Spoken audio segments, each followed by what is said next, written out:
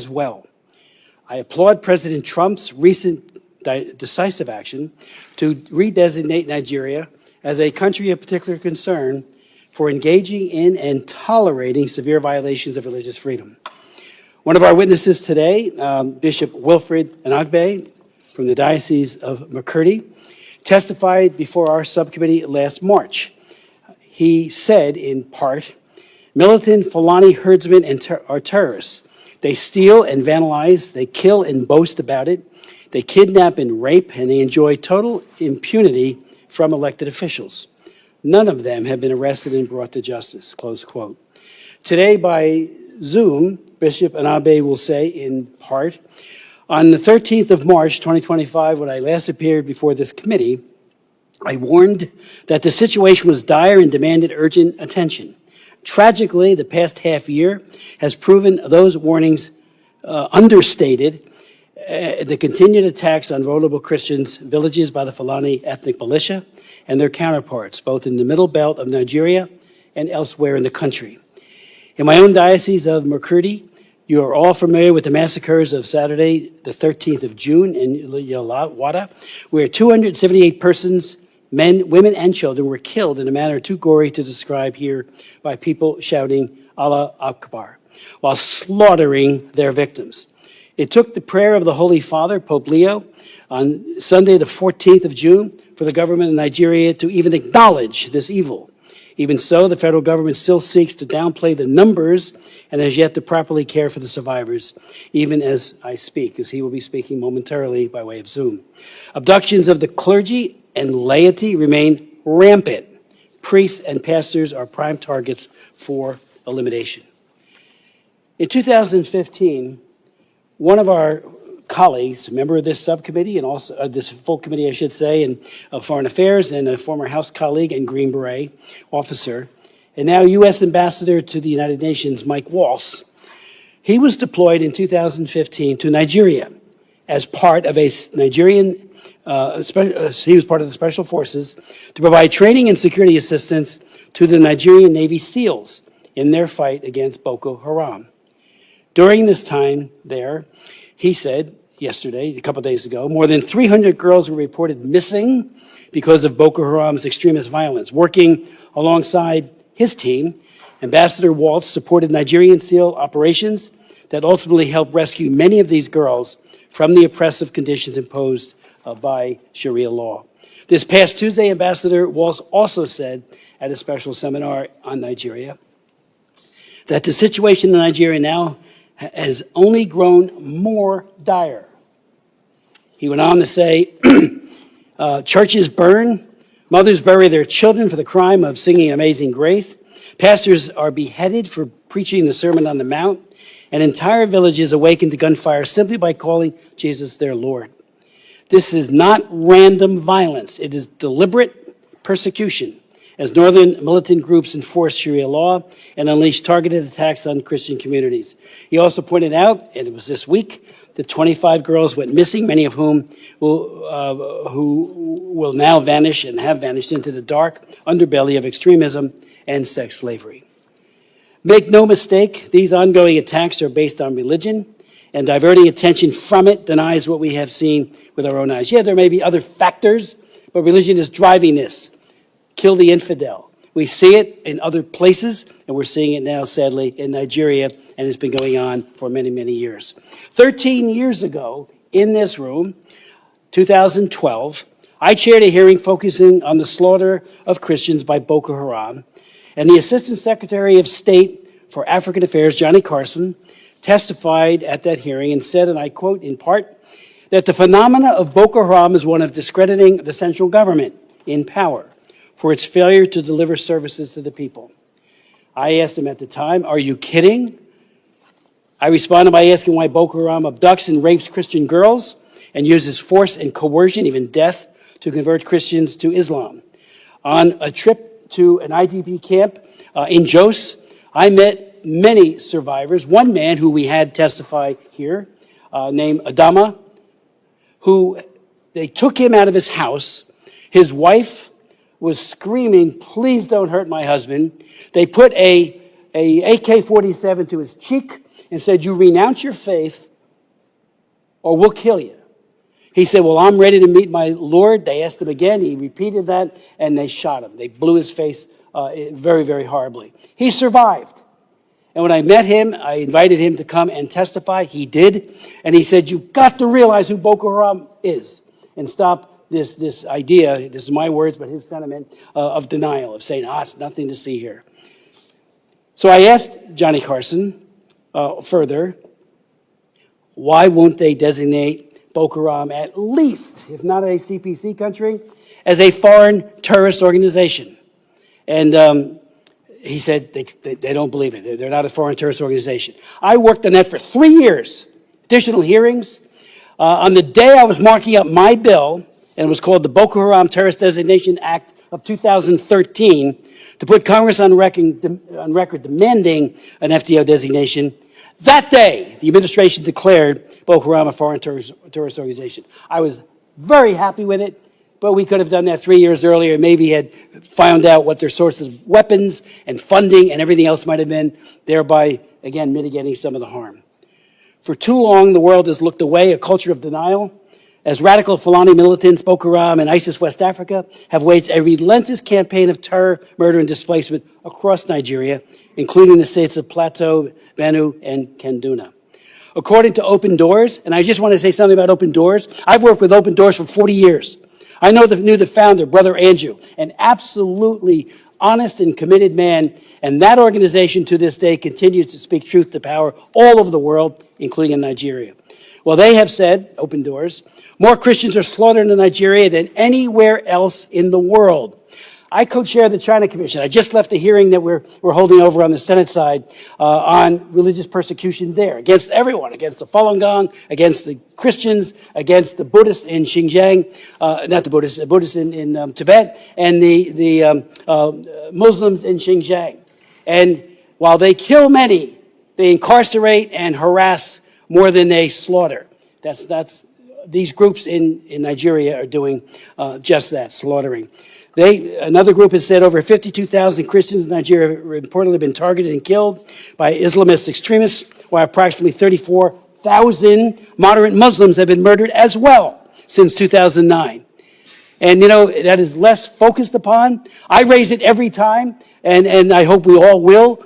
They're killing those who don't conform to the radical Islamist view, and so they get killed too. I met with many imams on trips to Nigeria as well as here, and they say if we speak out, we'll be firebombed too. During a visit, 19,000 churches have also been attacked. More than 7,000 have been murdered in this year alone. During my visit to Jos in 2013, I visited many churches that have been firebombed in Jos. And I listened to the survivors and was moved almost to tears, and to tears with some, when they talked about the numbing loss and pain of losing loved ones. And the churches were decimated, each and every one of them, either by cars coming in and plowing everybody and destroying the physical, or by bombs, and of course always the ever-present AK-47. They pleaded with their own government and the world to end the cruelty and violence. And I've been raising it, as have many others ever since. About 5 million Christians have been displaced and forced into internally displaced persons camps within Nigeria and refugee camps at regional and sub-regional borders, according to an Inter-Society report. Open Doors reports, and again, I hope we can finally get beyond just saying nothing's to see here. While Christians used to be vulnerable only to Muslim-majority northern states, this violence continues to spread into the Middle Belt and even further south. The attacks are shockingly brutal. Many believers are killed, particularly men, while women are often kidnapped and targeted for what? Sexual violence, rape, and other abuse. More believers are killed for their faith in Nigeria than anywhere else in the world. These militants also destroy homes, churches, and livelihoods. And many people don't go to school anymore. One estimate is 10,000 schools have been closed due to this violence. The Nigerian government has a fundamental constitutional obligation to protect its own citizens. Yet the brutal reality is that the perpetrators of these crimes operate with impunity. The lack of accountability sends a chilling message that the lives of Christian farmers and their families are expendable. This failure has rightfully been called out by the President of the United States, President Trump, and Secretary of State Rubio. The United States must not stand by idly. I've introduced resolutions, and others have been introduced as well. Res 82. I had done that previously on 82, asking that the Biden administration, we had an interesting conversation and debate on that resolution. It did pass 26 to 21. And part of the argument that was made by Mr. Meeks and my very distinguished colleague to my left is that it's the President and the Secretary of State that needs to make that call, not us. I think we can encourage something. That's what it did. But nevertheless, now they made the call. And I think we need to, double down and try to stop this. Res 860, which I've introduced, also calls on conditioning U.S. foreign assistance, and it must be tied to progress from the Nigerian government in preventing persecution, prosecuting perpetrators, and protecting all communities. Second, it would provide direct humanitarian assistance, especially the faith-based groups working on the ground in the Middle Belt. What we're hearing is that it's not getting through. People are hungry, so we need to make sure that they're helped. And third, we must impose targeted sanctions pursuant to the Global Magnitsky Act, using visa bans and access freezes against individuals and entities responsible for these gross human rights abuses. President Trump, as I conclude, said, Christianity is facing an existential threat in Nigeria. The United States cannot stand by while atrocities are happening in Nigeria. I yield to my good friend and colleague, Ms. Jacobs. Thank you, Mr. Chairman, and thank you to all of the witnesses who are going to be testifying today on conflict and religious persecution in Nigeria. I'm very much looking forward to the conversation we'll have with Ambassador Pratt and Deputy Assistant Secretary McGee, as this committee is long overdue to hold a hearing with Trump administration officials. The African continent continues to be both increasingly important and increasingly overlooked. The continent is the youngest in the world, and in Nigeria alone, 70% of the population is under 35, and 40% is under 15. So it represents the generations who will continue to lead and solve the world's problems. Nigeria has a unique position as a bellwether, as Africa's largest economy, most populous nation, and a significant actor in the region and on the world stage. And meanwhile, Nigeria is facing its own challenges, like rising insecurity, shrinking freedom of expression, and a struggling economy. So let's talk about the very real conflict and violence happening in Nigeria. Nigeria is facing multiple different security challenges in various parts of the country, including violent extremist groups in the northeast, criminal banditry in the northwest, and across the country, farmer-herder conflict in the Middle Belt, and other intercommunal violence in central and northern regions. Several factors are driving these conflicts. Yes, ethnicity and religion play a role in some cases, but other dynamics like poor governance, resource competition, climate change, and population pressures are important drivers that need to be addressed. I appreciate the chairman's passion on this and his long work on Nigeria. I think it's a distortion to say that what we're trying to say is that there's nothing to see here. In fact, there is something to see here. There is very real conflict and violence that we need to address. I've been working on addressing conflict in Nigeria since 2013, 2014, when I was part of the counter Boko Haram strategy at the State Department. The violence impacting both Christian and Muslim communities is real, and the Nigerian government can and should do more to address it. I was horrified to learn of the killing of 2 people and the kidnapping of the pastor and a worshiper at a church in Kwara State.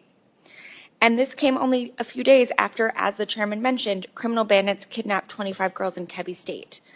But it is counterproductive to adopt oversimplistic narratives about the multiple complex overlapping security challenges and violence across the country. The victims in the Kebbi State kidnapping were all Muslim girls. So violence affects everyone, and false narratives perpetuate harmful stereotypes and motivate tensions and violence based on religious identity. Distorting what's happening into a solely religious narrative erases the real drivers of violence and makes it harder to implement effective solutions. And it can fuel violence against the very groups the Trump administration claims it wants to protect. That's why I'm alarmed by President Trump's rhetoric about this violence and threats to go into Nigeria, guns a-blazing, and to wipe out terrorists. We are already receiving reports of increased tensions between Christian and Muslim populations following this rhetoric. President Trump's threat is reckless, and any unilateral military action in Nigeria would be illegal. Congress has not authorized force in Nigeria to protect Christians, and any action without Nigeria's consent violates international law. We also know that a military-first response won't actually address the violence and will do very little to protect Christian communities. As I said, I worked on Nigeria policy since I was at the State Department in 2014, so I know firsthand these security challenges are multifaceted, and they require a holistic approach. A military-led approach risks more civilian casualties and impunity, which will only fuel violent extremism more. So we need to use more tools from our foreign policy toolbox if we're serious about helping Nigeria protect its citizens. That means we need to leverage diplomacy and engage with Nigeria on how we can help support their response while pushing for important reforms within Nigeria's institutions. We also need to utilize foreign assistance to fund programs to help prevent violence and address conflict drivers. But the Trump administration so far has hobbled these tools.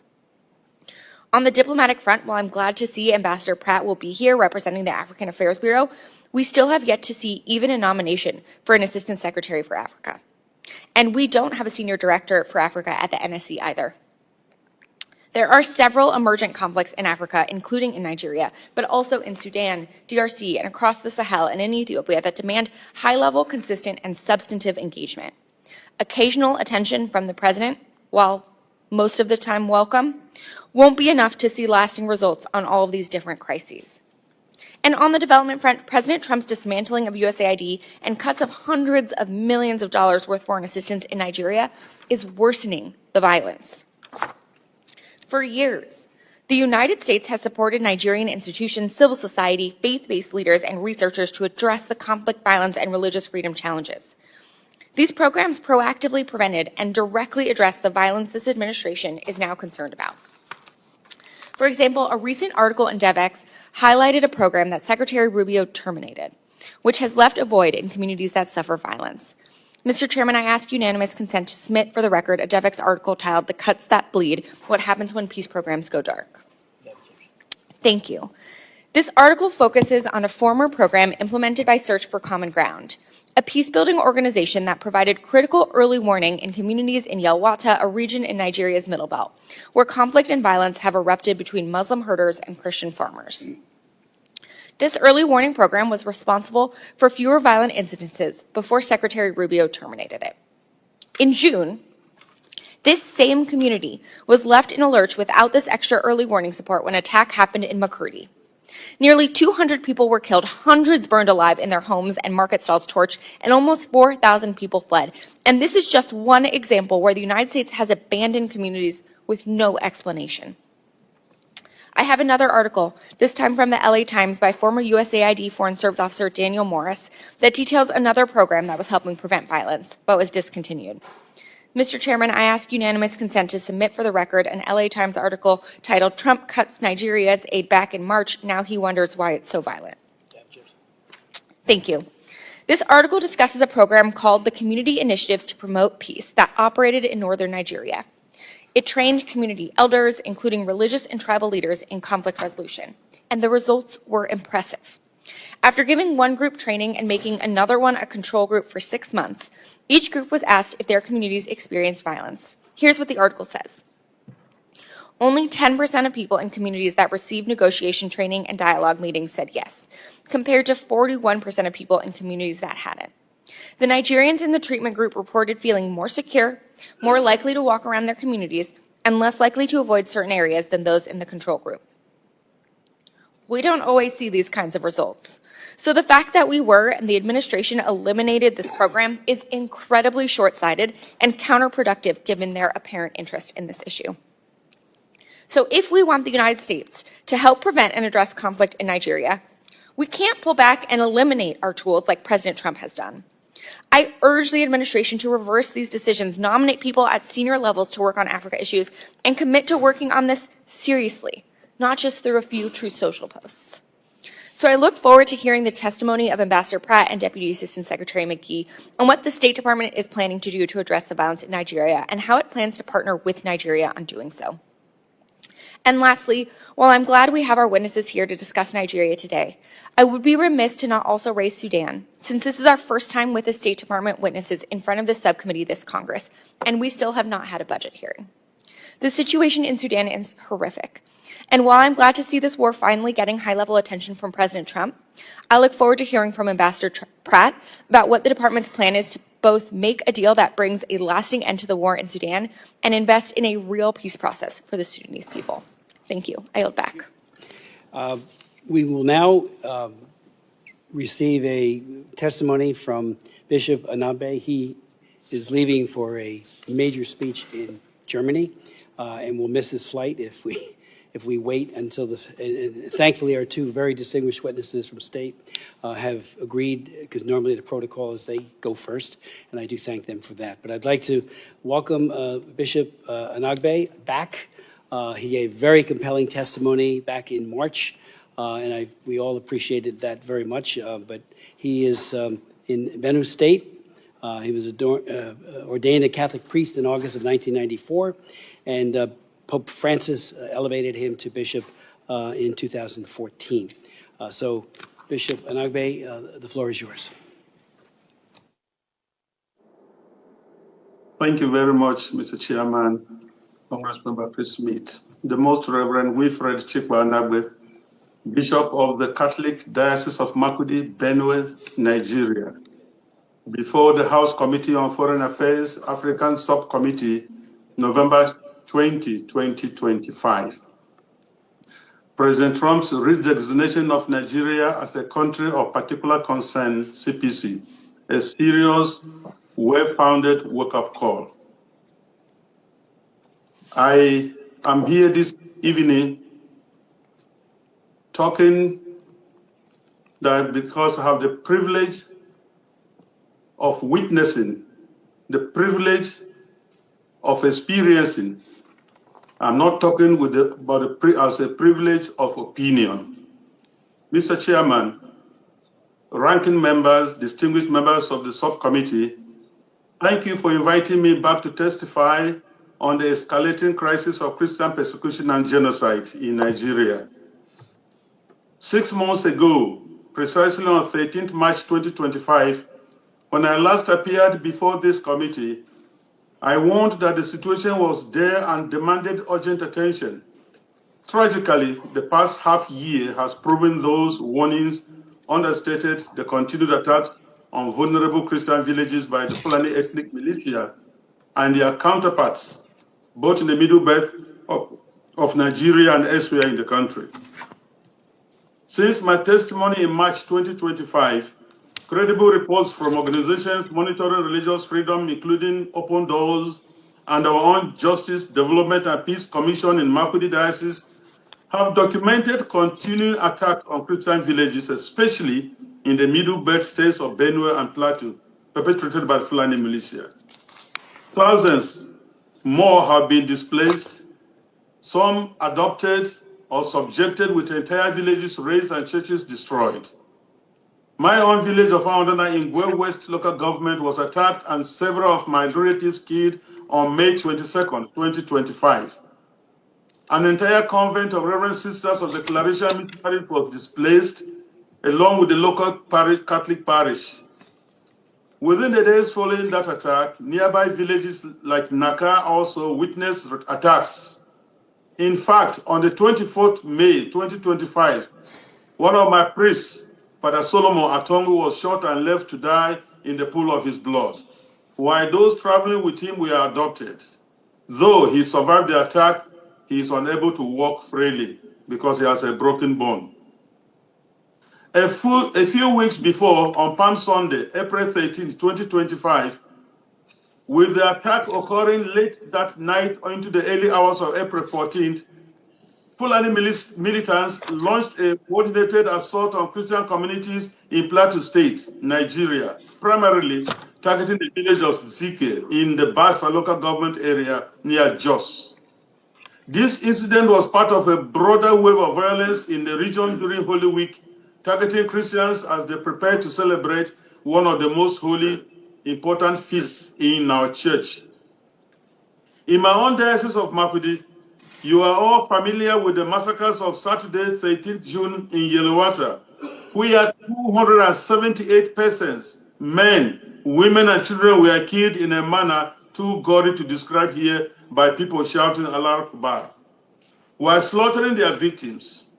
It took the prayers of the Holy Father Pope Leo XIV on Sunday, June 14th, for the government in Nigeria to even acknowledge this evil. Even so, the federal government still seeks to downplay the numbers and has yet to properly care for the survivors, even as I speak. Adoptions of clergy and laity remain rampant. Priests and pastors are prime targets for elimination. On 17th November 2025, another priest from Kaduna Archdiocese was kidnapped while his brother was shot dead and others taken into captivity. On the same day, a school was attacked in Kebbi State with many kidnapped, and the vice principal of the school was killed. Reports are also rife of the capture of a brigadier general of the Nigerian army with some army officers and soldiers by the Islamists. This is the daily experience of many Christians in Nigeria. Violence is spreading southward, displacing millions and destroying farmland, creating a humanitarian crisis compounded by food insecurity. Attacks by Fulani militants, Boko Haram, Islamic State of West African province, ISWAP, have intensified not only in the Middle Belt and northern states, but spreading southward and targeting Christian communities with impunity. We hoped the CPC designation by President Trump at the end of October might stabilize the situation, but instead it is deteriorating into one of the most lethal periods for Nigerian Christians in recent memory. Like it is now commonly acknowledged, Nigeria remains the deadliest place on earth to be a Christian. More believers are killed there annually than in the rest of the world combined.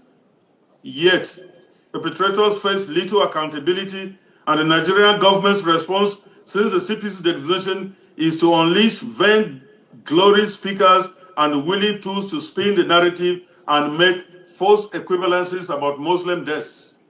But I would like to ask the question here, who is killing the Muslims up north? Is there any Christian militia displacing millions and occupying lands in Nigeria? The government of Nigeria's silence and refusal to engage in the face of continued killings and displacements has deepened feelings of abandonment among the people. The national leadership appears disengaged, treating the Christian genocide reports as a non-issue instead of considering it a national emergency. This lack of political will undermines trust in government institutions and fuels perceptions of complicity or indifference.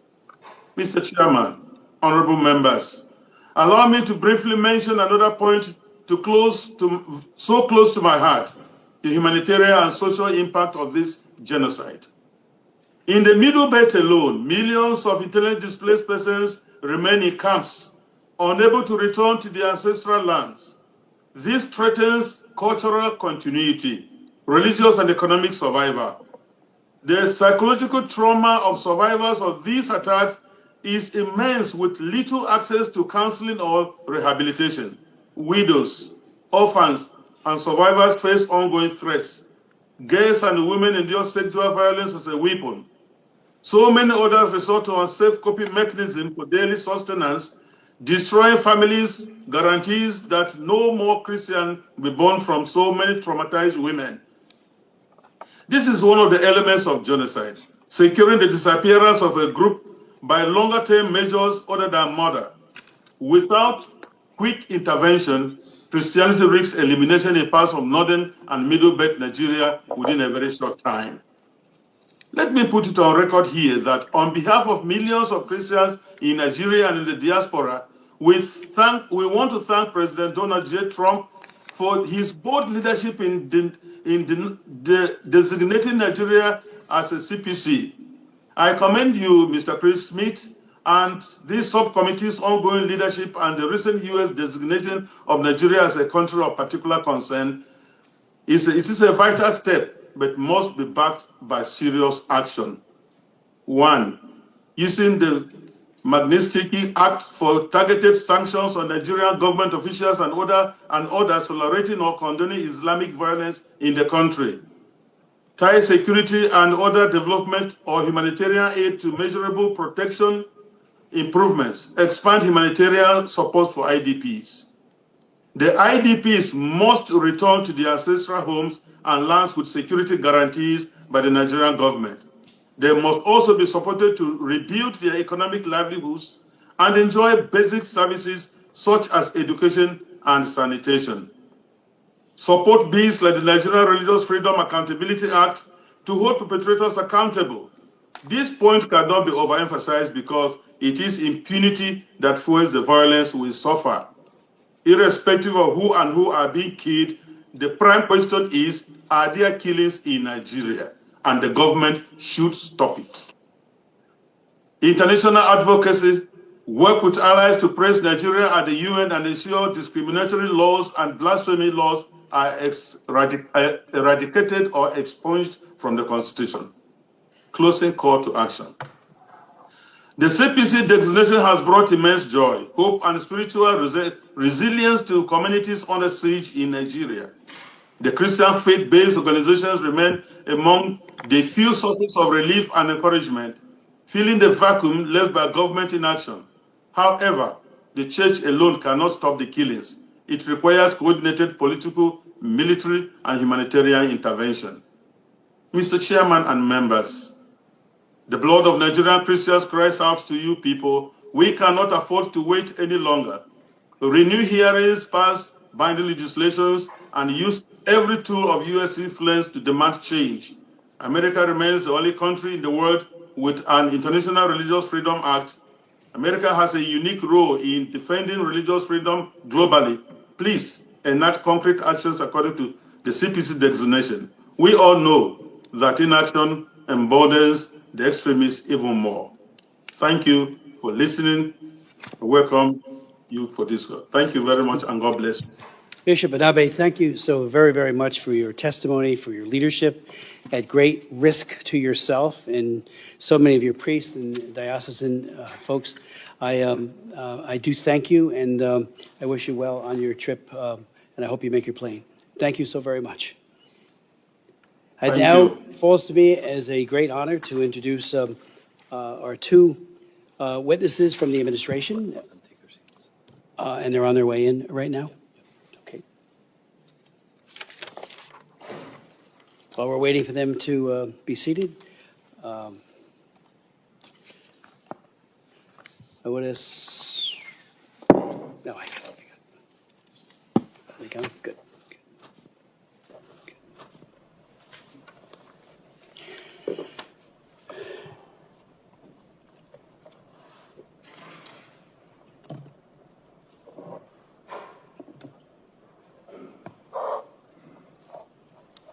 Thank you so much, gentlemen, for being here. And let me introduce Ambassador Jonathan Pratt, who is the Senior Bureau Official for the Bureau of African Affairs. From January 2023 to 2025, he served as the Bureau's Principal Deputy Assistant Secretary. Prior to that, he was U.S. Ambassador to Djibouti from 2021 to 2023.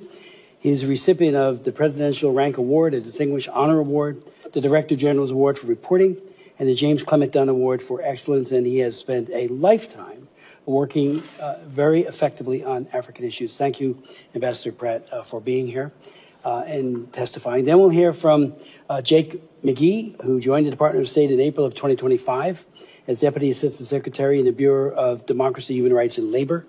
Prior to joining the department, Mr. McGee was an attorney at the global law firm in Washington, D.C., and spent several years in the Middle East as an executive recruiter and taught English in a refugee camp in northern Jordan.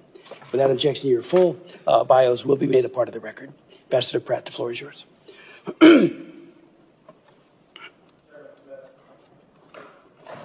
Chairman Smith, Ranking Member Jacobs, and distinguished members of the subcommittee, thank you for the opportunity to testify today on the administration's redesignation of Nigeria as a country of particular concern under the International Religious Freedom Act.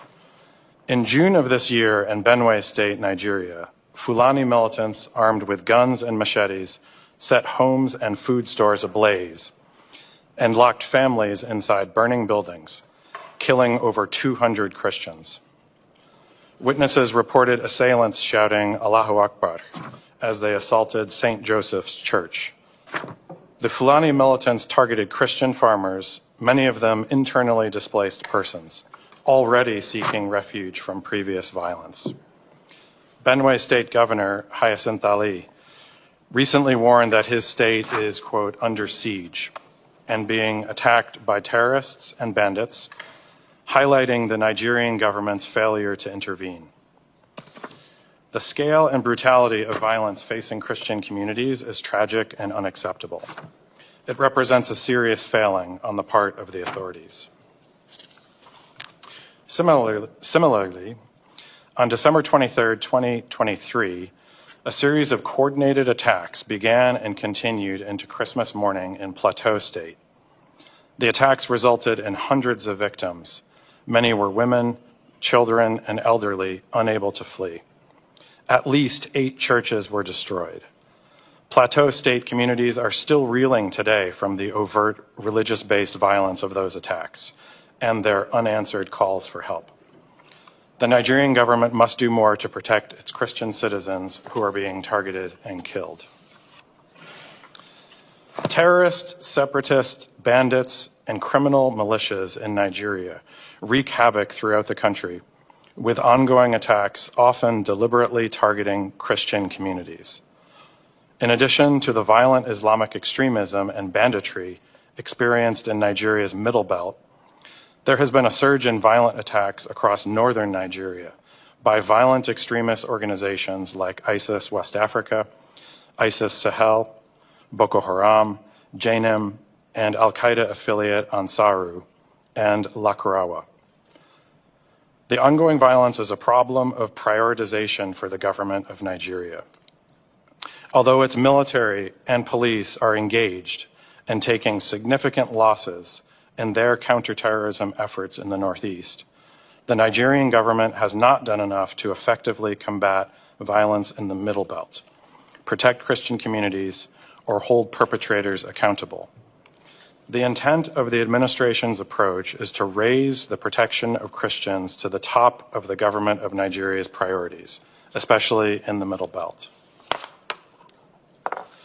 Nigeria is a key regional partner, Africa's largest democracy and most populous nation, with whom we share economic and security interests. It is in the United States' interest to work with the Nigerian government on a plan of action to strengthen security for at-risk Christian communities and Nigerians of all faiths whose ability to practice their faith is put in jeopardy by endemic violence and terrorism. We welcome Nigeria's willingness to cooperate following the CPC designation. We look forward to seeing these commitments put into action. The Trump administration is developing a plan to incentivize and compel the Nigerian government to better protect Christian communities and improve religious freedom.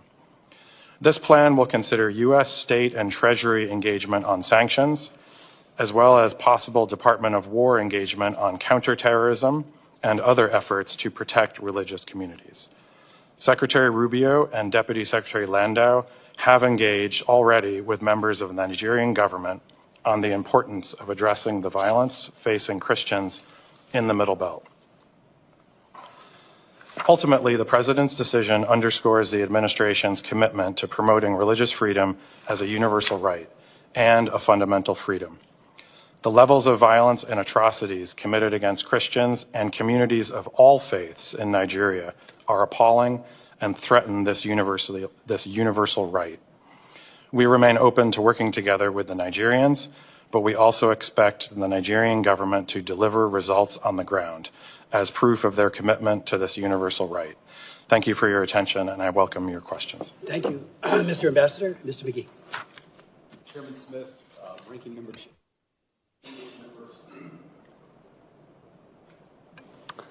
I'll start over. Chairman Smith, Ranking Member Jacobs, distinguished members of the subcommittee, thank you for the opportunity to join my colleague, Senior Bureau Official Pratt, to discuss the Trump administration's decision to redesignate Nigeria as a country of particular concern in accordance with the International Religious Freedom Act of 1998. President Trump's decisive action to designate Nigeria as a CPC made clear that the United States stands ready to champion the rights of Christians and protect them from religious persecution.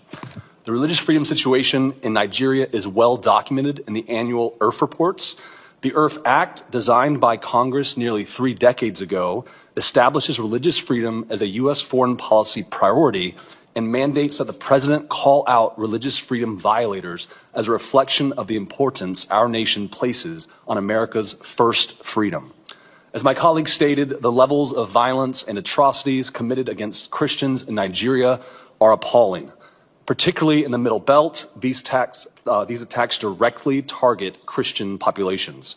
Ample witness testimonies have confirmed attackers used religious language during their attacks and specifically targeted Christians for killing, abduction, and rape.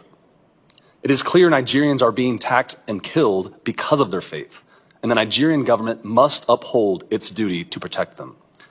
The United States stands with civil society and religious actors brave enough to speak about the tragic violence and discrimination they face in Nigeria. When Bishop Wilfred Anagbe and Father Remigius Eyula testified before Chairman Smith's hearing last March about religious freedom, these two courageous religious leaders reported they received threats rather than protection from the Nigerian government. But the United States listened, and we will continue to listen and act until the Nigerian government protects religious freedom, strengthens its protections for vulnerable Christians, and holds perpetrators accountable. In addition to these failures, Nigerian officials also continue to prosecute individuals for alleged blasphemy, which stands in clear violation of Nigeria's obligation to safeguard free speech.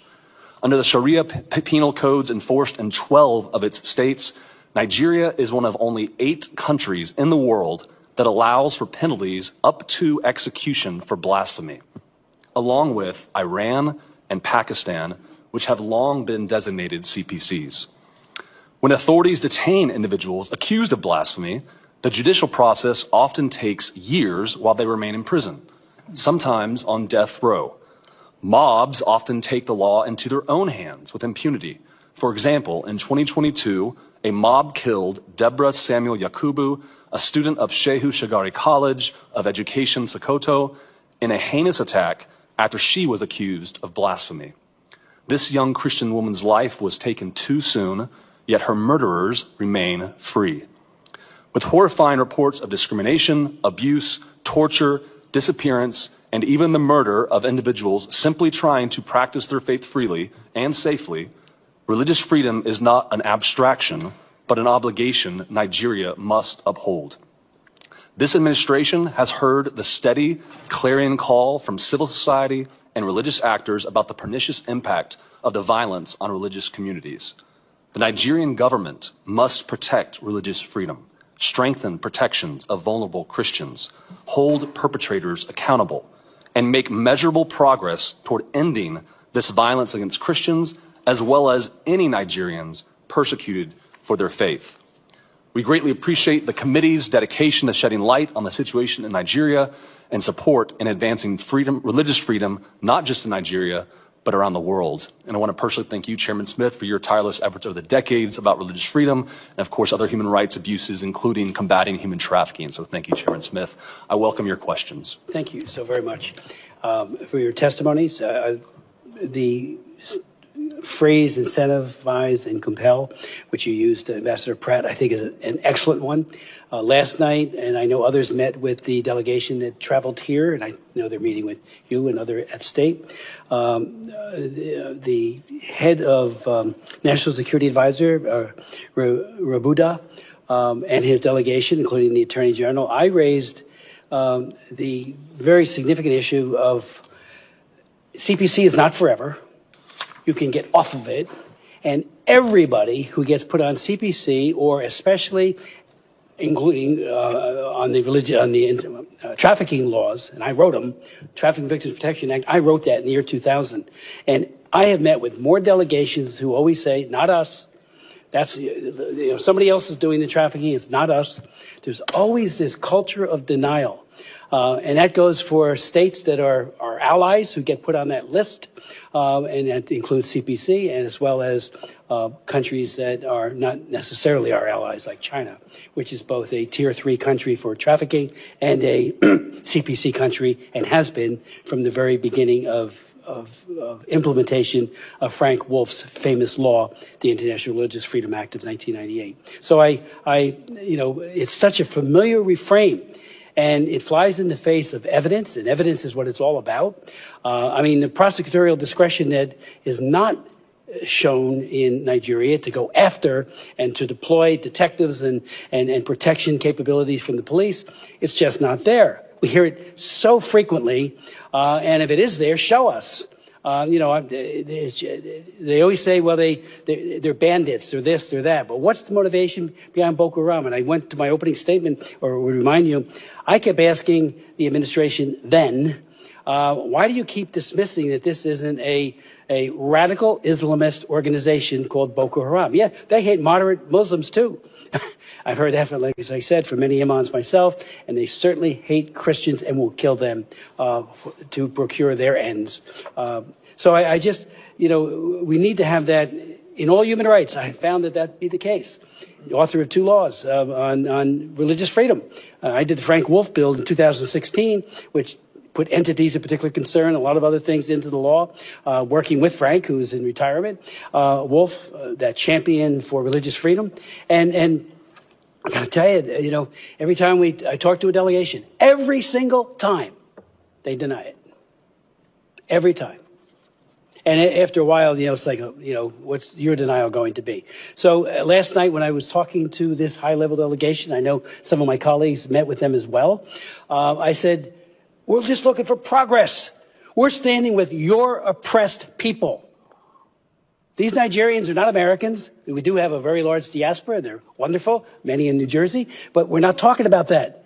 We're talking about in the country, and we stand in solidarity with the oppressed and not the oppressor. And we wrote in the original Religious Freedom Act, and this is very important because they say, well, we're not killing people. We're not doing, well, engaged in or tolerated.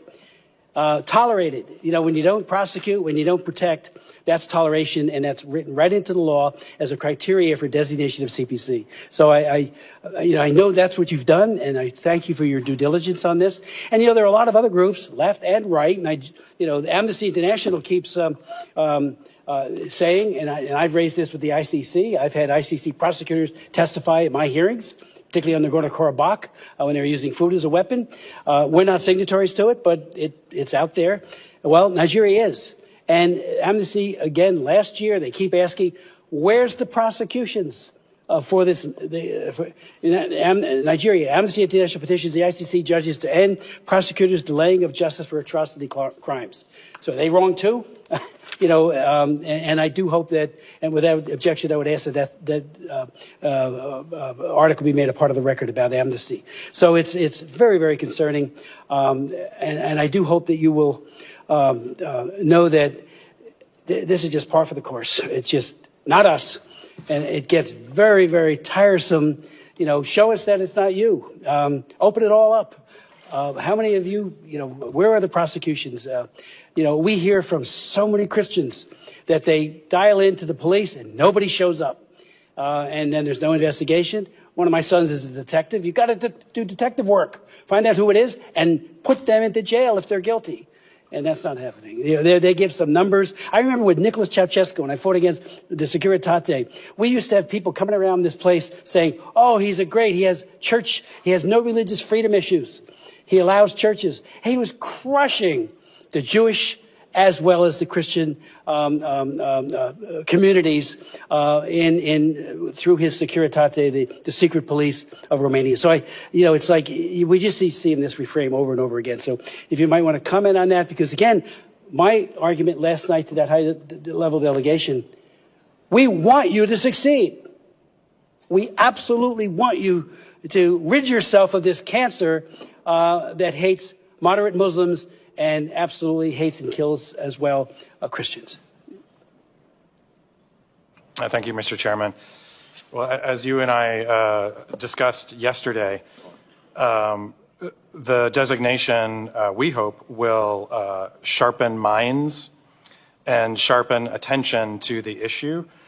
As you mentioned, there is a delegation already here now in Washington this week, a very senior delegation. They'll be meeting with the Deputy Secretary of State. They're meeting with Department of War officials as well. And the Secretary of State has directed us at the State Department to work with the Nigerian government on an action plan and to set up a task force to address this issue and use all of the tools that are at our disposal to focus minds and focus attention on this issue. Thank you.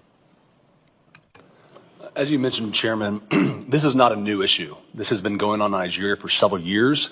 President Trump designated Nigeria in 2020, and the previous administration removed Nigeria as a CPC in 2021 and 2022 and 2023. And so a CPC designation, as my colleague just mentioned, focuses the minds of people in Nigeria. It puts the onus on the government of Nigeria to take action to protect its own citizens, including people of all faiths, not just Christians. Muslim communities are affected as well, other communities. And so the CPC designation is a step that starts a conversation that leads to greater engagement with the Nigerian government, because ultimately this is their responsibility. Let me just, there is talk, while the CPC is not a designation of genocide, there is a very cogent argument to be made that this is a genocide. And I remind people that, again, there's all this denial. I had 3 hearings on the Armenian genocide, and I had sitting right where you're sitting, Mr. McGee, an ambassador from Turkey, who said, if you recognize, and we had a good bipartisan effort going on this, if you recognize the so-called Armenian genocide, we'll throw you out of your base in Incirlik. And I said, what a great NATO partner you are. It was just amazing. We've seen it over and over again. When I went to Darfur and met with Bashir, we then went to the UN, Human Rights Commission, as it was called then, not the Council. We were flabbergasted that they wouldn't call what was happening in Darfur a genocide. And again, I remind everybody, Article 2 says genocide means any of the following acts committed with intent to destroy, in whole or in part, a national, ethnical, racial, or religious group as such, in whole or in part. It's very clear. Now, we're not talking in CPC about genocide, but when we fought against ISIS, and Jeff Fortenberry did a very serious bill because the administration then would not recognize what ISIS was doing to the Chaldeans, and I went and visited with them in that part of the world. I was shocked that they wouldn't do it. We got a bipartisan piece of legislation passed that did recognize the genocide, and then finally John Kerry said, "Okay, we'll call it what it is." So, whole or in part, and that's what's happening here, at least in part. And the president did say he's worried about the extermination if it's allowed to continue onward. So, I would like to ask, just for the record, the department has 7 positions vacant in our embassy in Nigeria, including individual rights, religious freedom reports, and the like. I just encourage you to fill those as quickly as possible. I think that would be very helpful if you could. And I yield to Ms. Jacobs. Thank you, Mr. Chairman. So as I noted in my opening remarks, a recent DevX article described a former program from Search for Common Ground that Secretary Rubio terminated earlier this year. This program set up critical early warning systems in communities in Yelwada, a predominantly Christian region in Nigeria's Middle Belt, that actually worked in decreasing instances of violence and deaths. In June, this same community experienced an attack, but without that early warning system. Nearly 200 people died and 4,000 people fled their homes. Security forces arrived long after the attackers left. And had this program still been in place, it could have prevented some of these deaths by sending early warning signs ahead of the attack and taking actions to prevent or respond to it. Mr. McGee, this program was funded by your bureau, the Democracy, Human Rights, and Labor Bureau. Can you explain to the committee why the department canceled this program? Thank you for your question, Ranking Member Jacobs. As Secretary Rubio has said time and again, America is the most generous country in the world, and we will continue to be the most generous country in the world. We are looking at every option to stop this atrocious violence, but ultimately the violence must be stopped by the Nigerian government. Okay, in terms of programming, will you recommend restarting this program to the Secretary? So to your question, Ranking Member Jacobs, we do have ongoing program, including early warning and early response systems that are effective across the Middle Belt, and they have saved lives. And so we have a lot of tools at our disposal in DRL and across the State Department that is not just assistance, but is security, that is economic engagement. Across the State Department, we're reviewing every single tool that we have to make sure that this violence stops. But ultimately, America can partner with the Nigerian government, but the Nigerian government must take responsibility and protect religious freedom for all communities, especially Christians right now who are suffering disproportionately. So my understanding is that most of those programs have been canceled, but I look forward to hearing from you which of those programs have continued to be funded and which you intend to restart. Earlier this month, President Trump posted on Truth Social threatening to cut off all aid to Nigeria and go into the country, quote, guns a-blazing, to, quote, completely wipe out terrorists. He ordered Secretary Hegseth to prepare for possible actions. This reckless threat provoked calls within the Nigerian government and public to respect Nigeria's sovereignty and territorial integrity. Ambassador Pratt, what role has Secretary Rubio been given to respond to this challenge using diplomatic and development tools? Thank you for the question. The Secretary of State, as I mentioned, has directed us to come up with a comprehensive plan using all of the tools that are at our disposal, primarily diplomatic, but also security, also assistance, cooperation programs. This would span from security to policing to economic. We want to look at all of these tools and have a comprehensive strategy to get the best result possible. Great. We will look forward to seeing that strategy. There were public reports that AFRICOM has laid out 3 potential military options. What is the status of this decision at an interagency level? We have had interagency discussions about all of the tools that are at our disposal, including on the security side of the equation, and we have a live discussion with the Nigerian government about how we can assist them in responding to security threats in the country, including this one. Have there been any NSC meetings on this issue? There have. Okay. And I want to turn to another program that I raised during my remarks, the Community Initiatives to Promote Peace. Again, this one incredibly successful, saw positive results showing that only 10% of people who received this training experienced violence in their communities compared to 41% of people who didn't. This is an extremely low-cost, effective intervention, and yet again, this program was eliminated. Mr. McGee, can you help the committee understand why this program wasn't deemed worthwhile to continue? So again, the programming that I mentioned that we still have continuing in the Middle Belt, early warning, early response, also includes dialogue amongst religious communities. And we have seen effective dialogue between those communities that do promote religious tolerance, addressing some of the root causes that you mentioned earlier. And so we're committed to continue to provide support to the Nigerian government. That obviously programming doesn't go to the Nigerian government. It goes to locally owned and locally managed programming opportunities. And so we're still doing that programming, and we're committed to use every tool at our disposal to help the Nigerian government take care of this issue. Thank you. The State Department still has not submitted the annual International Religious Freedom Report that is statutorily required by May of this year. It's November. This committee has not seen this administration's analysis, therefore, of the situation in Nigeria or actions taken in support of religious freedom. Mr. McGee, when will we see this report? When will the State Department submit it? So as you mentioned, Ranking Member Jacobs, the IRF reports are a valuable tool to give an overview of religious freedom in every country around the world and to tell the Nigerian government steps they can take and the situation on the ground. So we're working on those and will be released soon. There's also, of course, the human rights reports that have been released that are a snapshot or an overview of the human rights condition in every country around the world, 198 countries and territories. And so we're committed to releasing the IRF reports as soon as they're ready. Okay, great. In mid-October, Senior Advisor Boulos stated that Boko Haram and ISIS are killing more Muslims than Christians. What is the State Department's assessment? Have these groups killed more Muslims or Christians? And what evidence is the State Department citing that Christians in Nigeria are at specific grave risk of atrocities? So President Trump has made clear that we are to respect and promote religious freedom for all communities. In Nigeria, there is a particular problem of targeting of Christians, and they have suffered a disproportionate number of killings compared to their population, especially in the Middle Belt.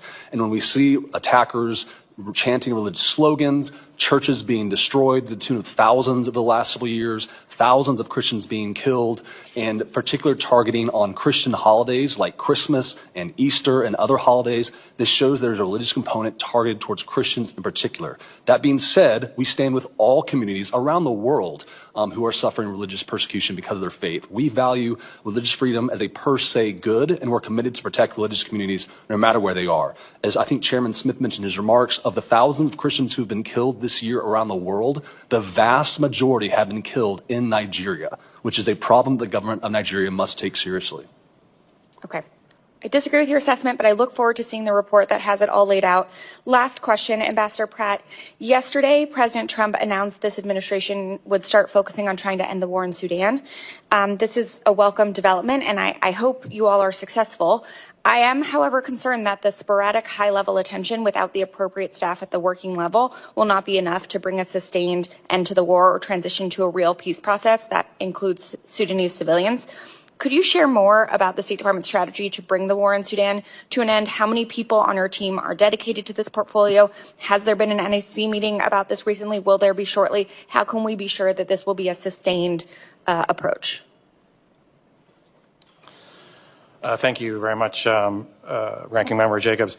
I'm very proud to have fought very hard to retain all of the staff in the Africa Bureau during the recent reorganization that the State Department undertook. We were able to present very convincing data about the understaffing historically in the Bureau.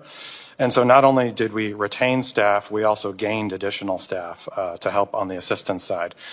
On Sudan, we retain a very large office by State Department standards focused on Sudan, and we are very lucky to have Senior Advisor Boulos, who has brought high-level White House attention to two key issues for us, which is Eastern DRC, as you know, and Sudan. Senior Advisor Boulos has also worked on other issues to bring profile and attention to them. And so we welcome the President's comments and profile in his meetings with the Saudi leader yesterday to draw attention and resources to this issue. Okay. Listen, I know you all are doing what you can. AF is mostly intact. Staff bandwidth is still limited by USAID cuts at embassy and the cut to the Bureau of Conflict and Stabilization Operations that I know was working hard on this issue. And the administration has yet to name a special envoy for Sudan. So I look forward to continuing this conversation to make sure that you all have what you need to be successful in this endeavor. Thank you, Mr. Chairman. I yield back. Mr. Baird. Thank you, Mr. Chairman, and I want to thank our witnesses for being here.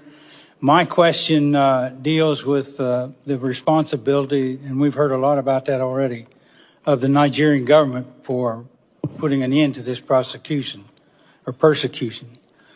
So has the United States really been able to see any progress in terms of the Nigerian government recognizing a duty on its part to reduce this persecution and targeted violence? And to what extent, if any, has the government's accountability made any improvement in reducing these persecutions? So as I mentioned in my opening statement, thank you for your question, Representative Baird. The Nigerian government has to do more. There have been attacks where 0 perpetrators have been held to account and 0 prosecutions. Heinous attacks that cost lives, that drive people out of their homes. There are hundreds of thousands, if not millions, of internally displaced peoples, and those individuals who caused that displacement have not been held to account. So as SBO Pratt mentioned, we're having high-level engagement with the Nigerian government. We have a great partnership on a lot of issues like security, trade, other things, but we're encouraging them to actually take ownership of this responsibility and prosecute the criminals and terrorists who have perpetrated this persecution. So do you feel like there's any movement on the part of the government, Nigerian government, to do that, to move to protect their people? I mean, I just wanted a hint of whether they're moving that direction or not. So. So I think President Trump took bold action in redesignating Nigeria as a CPC, and that, I believe, has gotten the attention of the Nigerian government. We're engaged in high-level dialogues with them, including this week at the very highest levels. We're planning engagement on the ground, both through our embassy there and other trips, to make sure that Nigerians hear our very important message that they have to do better.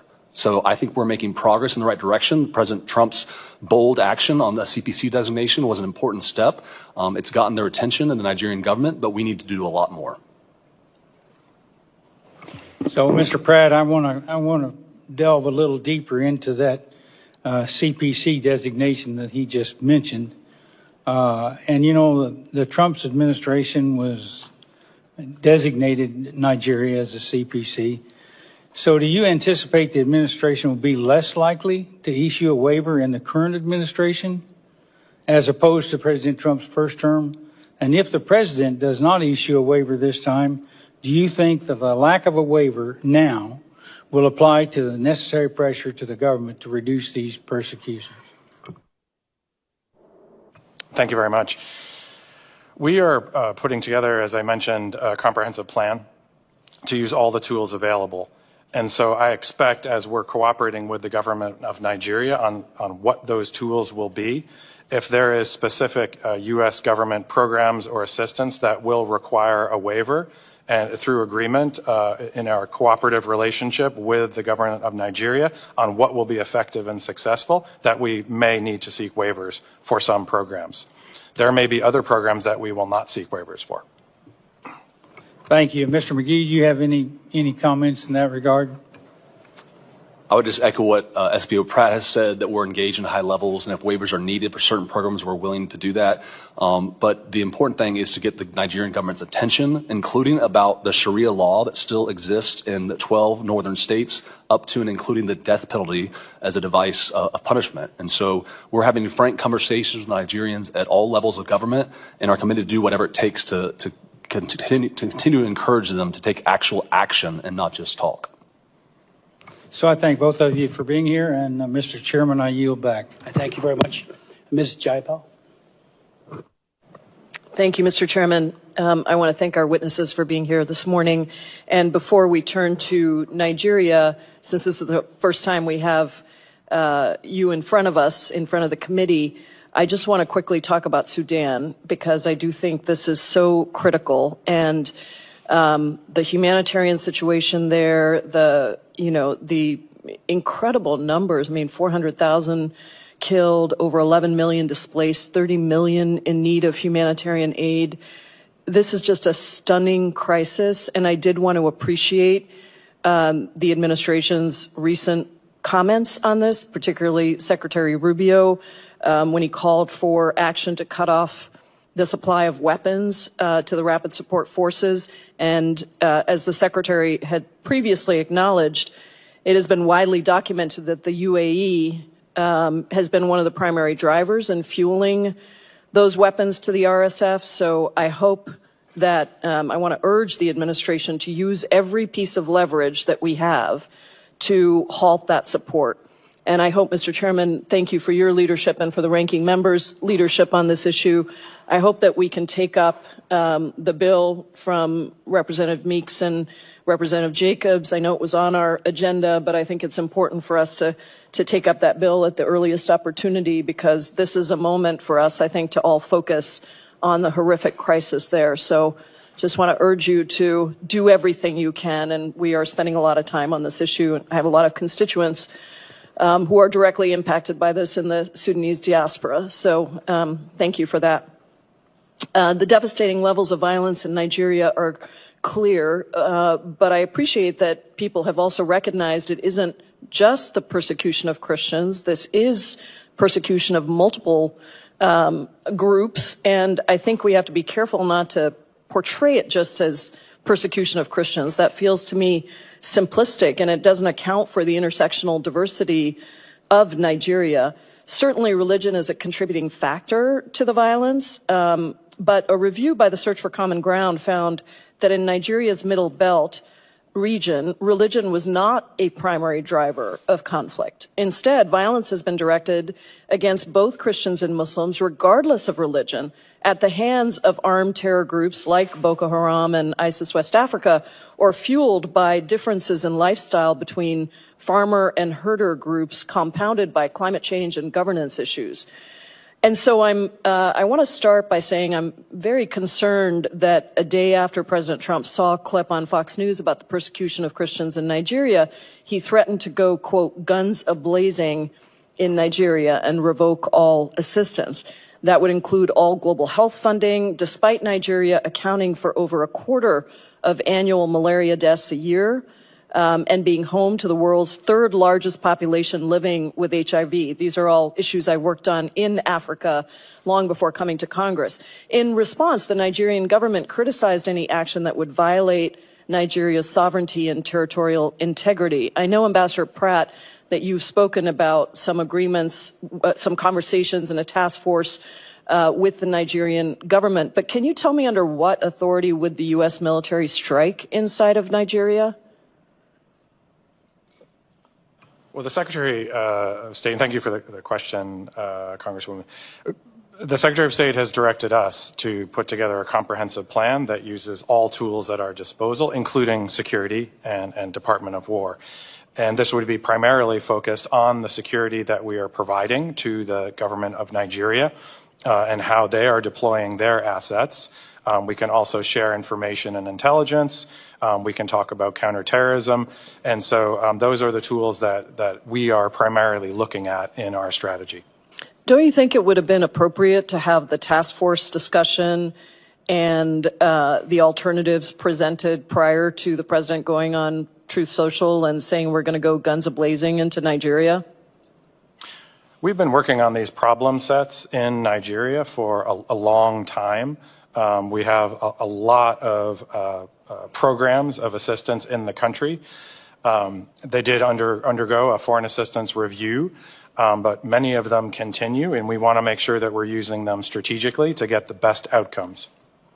Very diplomatically said, Ambassador. I just wish we would actually stick to that playbook rather than a bully and threaten of a country that is extremely important to us and to the region. I don't think that's the right way to go, to just go on Truth Social and threaten guns a-blazing. I think what you've described is much more appropriate, and I look forward to seeing what comes out of that. You know, we had Ambassador Kelly Curry here before a different subcommittee of this committee, former Trump appointee, and she said in front of the committee in a hearing yesterday, I think it's a very relevant quote, "You cannot solve problems created by men with guns by turning to men with guns for this solution." And I just would urge us to think about that. This is coming from a former Trump appointee. I think if we were to do this, it would just serve to further radicalize communities and risk turning the aggression of actors like Boko Haram and ISIS West Africa directly to the United States. I just have 50. Gentlelady, it's expired. Oh, it's expired. I'm so sorry. I thought I had 50 seconds left. Thank you for your indulgence. I yield back. Thank you. Chair recognizes Mr. Hosenga. Thank you, Chairman Smith. And I'm going to deviate a little bit from my written remarks, much to the chagrin of my staff, but I feel it needs to be addressed right from the very beginning. The simple fact is radicalized Islamists are running amok in Nigeria. They're terrorizing moderate Muslims. They're terrorizing Christians. And they are targeting Christians. That cannot be disputed. And while we see many people trying to emphasize the outside issues, lifestyle, who owns land, who is the herder, et cetera, they want to emphasize that those are the key drivers and that they're the key drivers of everything but religion. And I and many others, and I'm not just talking about those of us on this committee or Americans, I'm talking about religious leaders in Nigeria, believe religion is one of, if not the main driver of targeted violence right now. We just heard from Bishop Anagbe. A week and a half ago, I talked to President Magaji. President Magaji is the president of my own he's the Nigerian president of my own faith sect, the Christian Reformed Church. We have 400,000, mostly from a Dutch background, 400,000 participants and members here in North America between the United States and Canada. We have 500,000 in Nigeria. We are essentially an African church that happens to be headquartered in Grand Rapids, Michigan. And I want to ask this question, because this seems to be sort of part of the central argument. Well, this isn't necessary. Well, certainly the Trump administration believed it was necessary the first go around. And I want to ask this question. Did things improve when the Biden administration removed the CPC? Thank you for your question, Representative Huizenga. And just for the record, I'm seeing a number of heads shaking no in the right behind you. And these are people that may have a little better information than what the American media is, and they're all nodding their head right now. So go ahead. Thank you for your question, Representative Huizenga. As you mentioned, violence has increased over the last several years. It was unfortunate that the Biden administration chose to remove Nigeria as a CPC in 2021 and 2022 and 2023, and President Trump's bold action to redesignate them is a wake-up call to the Nigerian government. And as you mentioned, religion is extremist religious ideology is of course a primary motivator of these attacks. The attackers themselves use religious language. They target churches. They target Christians on holidays. Yeah, and absolutely. It was Christmas Eve of 2023 Exactly. when 200 people were murdered, killed in a church. Now, I want to ask this. So one question was, did things improve? I think the answer is no on that. Here's the question. Proportionally, do we see Christians killing Muslims in Christian areas of Nigeria the way that we are seeing radicalized Islamists killing Christians in Muslim areas of Nigeria? What I can tell you, Representative Huizenga, is that Christians are disproportionately targeted Exactly. based on their population. Exactly. And by the way, for those that you can't pick up with the microphones, there's audible yeses behind you. Again, the people that are watching who are nodding their heads. Why? Because they have lived this. Their families have lived this.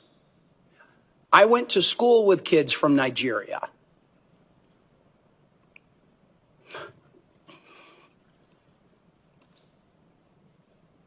I've got neighbors who've been missionaries there, who have family there, who have friends there, who know this is going on. Yet we've got not just the mass media, we got people within Congress denying that this is happening, or certainly de-emphasizing it. It ought to be outrageous that it is Christians, moderate Muslims, anyone being terrorized by these radicalized Islamists in Nigeria, and we've got the Tinubu government sitting back and not doing enough. And I recently just was interviewed by Nigerian television, Arise TV, and that was really their question. Is the Tinubu government doing enough? And I had to answer, no, they are not. And I do not understand how a delegation can come here to the United States and downplay and come up with all of these other excuses as to why this is allowed to happen. It should be rejected and should be called out for what it is. And I've got a couple of other questions that my time has expired that I'm going to have to go and ask for them in written responses. But one of them I need to highlight is in Benue State, there's 1.4 million people who are considered internally displaced.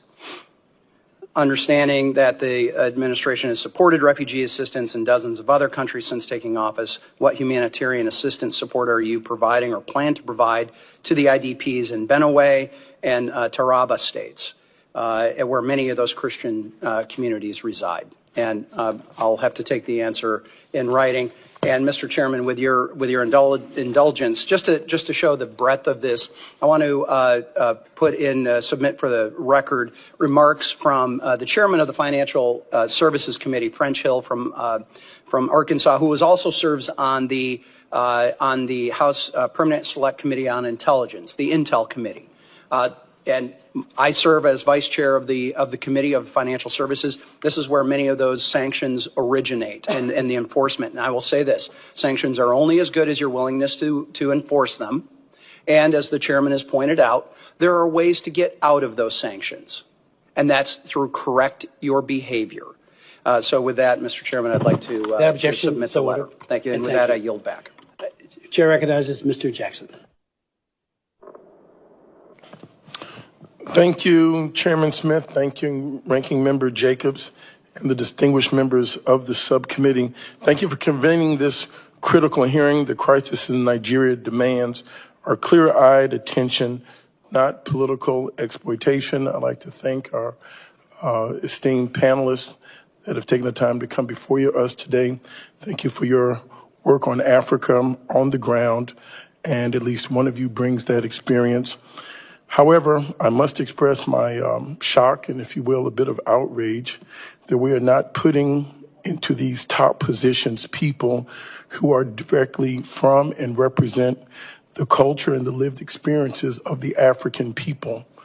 Currently, we still have unfulfilled positions that are very important, which demonstrates this administration's lack of sincerity towards moving us towards more dialogue as opposed to destruction. The Assistant Secretary for African Affairs has not been appointed or even nominated. The Senior Director for Africa at the NSC has not been appointed or directed for Middle East and African affairs.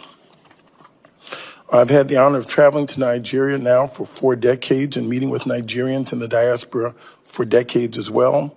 They are unequivocally some of the most tolerant, productive, and loving people that you will ever meet. We are speaking today about a nation of extraordinary promise and complexity, a country of nearly 240 million people, home to 250 ethnic groups and 2 major religions, Christianity and Islam, that have coexisted and built a society together for generations. The idea that this nation is simply engaged in a one-sided religious war, I believe, is a dangerous fiction. The current government, led by President Tinubu, a Muslim married to an ordained Christian minister, reflects this complexity. Out of the 9 top security chiefs, 5 are Christians, including the Chief of Defense Staff and the head of the Air Force. Nigeria is a diverse, complex democracy, and we must treat it as such. The suffering in Nigeria is immense. The insecurity is a major issue for all Nigerians. We must stand firmly with every victim and survivor. Violence against any person of faith is unacceptable. With approximately 8,000 civilians of all faiths killed so far this year, the pain felt by Christians and Muslim communities alike deserve our compassion and, again, not our exploitation. The truth is that Nigeria's wave of violence stems from a complex mix of ethnic, economic, external, and religious tensions. Boko Haram and other extremist groups have killed both Christians and Muslims indiscriminately. Communities across Nigeria, from farmers in Plateau State to herders in the north, have suffered unspeakable, staggering losses. To simplify this tragedy by calling it solely a Christian genocide, I believe ignores the full, difficult truth and the suffering of all Nigerians. Therefore, the answer, I believe, is not and will never be American bombs or boots on the ground. We have not given diplomacy an exhaustive chance. I have previously denounced the threat to deploy U.S. troops to Nigeria, calling it a dangerous overreach that risks reigniting colonial-era patterns of intervention on the African continent. We cannot allow the sudden interest in Nigeria's internal conflict to be a pretext for military action when this same impulse was absent in the Sudan, in the DRC, or the Central African Republic. Furthermore, we must address the sheer hypocrisy of a military-first approach when non-military support has been repeatedly undermined. As the New York Times' Nicholas Kristof has rightly stated, Trump aid cuts kill more Christians than jihadists. Deep cuts to the USAID program and global food and health programs have severely limited America's ability to provide the kind of non-military support that was estimated to be saving the lives of more than 250,000 Nigerians each year. When you defund USAID and shut down peace-building initiatives, you leave communities vulnerable. You don't stabilize Africa with missiles. You stabilize it with schools, with clean water, with economic opportunity, with true partnership. The path to peace in Nigeria must come through dialogue, development, and dignity, not denomination. America should be a partner in healing, not a hammer looking for a nail. I urge this subcommittee to prioritize a diplomacy-first approach, fully fund our humanitarian aid and peace-building initiatives, and work with the Nigerian government to eliminate terrorist, criminal groups, securing a safer and more stable future for all Nigerians. Thank you, Mr. Chairman. I look forward to the testimony. I yield back. Thank you very much. Who's next? Mr. Fine. The chair recognizes Mr. Fine. Thank you, Mr. Chairman, and thank you for allowing me to participate today. You know, as I thought about what I would talk about today, I thought of a flag that I saw flown on October 7th, 2023. It said, "First we come for the Saturday people. Tomorrow we come for the Sunday people." And as we have this hearing today, I ask myself, how many countries are we going to allow this to happen in until we take it seriously? On October 7th, 2023, people yelling Allahu Akbar attempted to genocide the Jews. A few months ago, people yelling Allahu Akbar attempted to genocide the Druze in Syria. And here we are talking today about another group of people yelling Allahu Akbar trying to genocide Christians. How many countries are we going to have this happen to? How often are we going to allow this to be whitewashed and both siderists until we acknowledge that we have a serious problem that we have out there? You know, I want to thank President Trump for doing this. Joe Biden never should have done it. And my question when I get to it will be, why do you think he did? Why do you think he took them off the list? But I want to thank President Trump for taking a leadership role, because we must stomp out this evil wherever it presents itself. I want to thank the chairman for choosing to have a hearing on this. And I want to thank my colleague, my fellow freshman, Representative Moore, for also raising the profile of this issue around the world. It is easy for me to criticize this when it happens in Israel and when it happens with the Jews, given who I am. But it is important that we call out evil wherever it is. And I am sick and tired of the fetishism and the whitewashing of the problem. This is a real problem that we have to acknowledge. In a country where you can get the death penalty for criticizing a religion. And we'll talk about that if I have time to get to questions. That is not okay. That is not acceptable. That is not a value that America should ever stand by and allow. We are allowed to have whatever opinions we want in this country, no matter how reprehensible they may be. We should demand that from others if they wish for our aid and assistance. But what I'm most tired of is the delusional belief that if we all just sit down around some sort of hypothetical drum circle, as I heard earlier, that we can resolve our differences. People are being killed, and it requires people to stand up and use force to keep them and to make them safe. I'd like to ask the ambassador, since 2009, it's believed 19,000 Christian churches have been destroyed. My question to you is, was that a coincidence? Were they just like randomly targeting buildings, and these 19,000 buildings happened to be churches, or were they targeted because they were churches? Thank you for the question, Congressman. As my colleague has said, and the Trump administration strongly believes that there has been a disproportionate number of attacks on Christian communities, which is the reason for the designation. Okay. And so let me follow up with this. Why do you think Joe Biden decided, given this was going on, we're all good, we're taking this away, everything's going to be fine now? What led to this delusional strategy that led to the deaths of Christian people? I can't speak to that decision. What do you think? I would say that there was probably a discussion around strategic interests, but the performance did not achieve the result intended, which is why this administration has made a decision that we need to see more performance in this area in terms of security for all Nigerians, but especially to tackle this particular problem. Okay. I'd like to ask Mr. McGee a question. What is the administration's position, and how strongly have you encouraged the Nigerian government as it relates to blasphemy laws? You know, this idea, you talked about problems that people are having there. They go to jail for years because of their words. because of their criticism. Not saying I agree with their criticism all the time, but all they're doing is they're not threatening anyone, they're not killing anyone, but somehow they go to jail for blasphemy, something unfortunately many people moving to this country want to impose on us here. What has the administration done to say to that, that's not okay, we're not going to abide by that? So it is unacceptable in a free and democratic society to have blasphemy laws, period. They are not only imposing on somebody's free speech, but they're also imposing on their right to practice their own religion freely. And when blasphemy laws are used as a tool by the mob, or bandits, whatever you want to call them, to attack Christians, it shows that blasphemy laws are a problem per se. It's one of the reasons, one of the many reasons why the Trump administration opposes these laws, and it's one of the reasons why Nigeria is on the CPC list, because these Sharia laws are being used as a bludgeon against Christians oftentimes. Well, I want to thank you both for being here, and I will close by thanking President Trump for being willing to go after Muslim terror wherever it rears its ugly head around the world. Thank you, Mr. Chairman. I yield back. Thank you, Mr. Fine. Dr. McCormick. Thank you, Mr. Chair, and thank you for having this hearing. Africa is an area of particular concern to myself, a person who's been deployed there a couple times on Marine Expeditionary Units, seen some horrible things. It was interesting to me when one of the caucuses here in this august House claimed that President Bush waited too long to go into a certain country to secure the capital of Liberia after a presidential exile because he didn't give a damn about Africans. Meanwhile, we stood by during the Clinton administration in '94 when I was in Entebbe, Uganda, waiting to go into Rwanda, while about 1 million people were killed in very similar fashion to what's happening right now.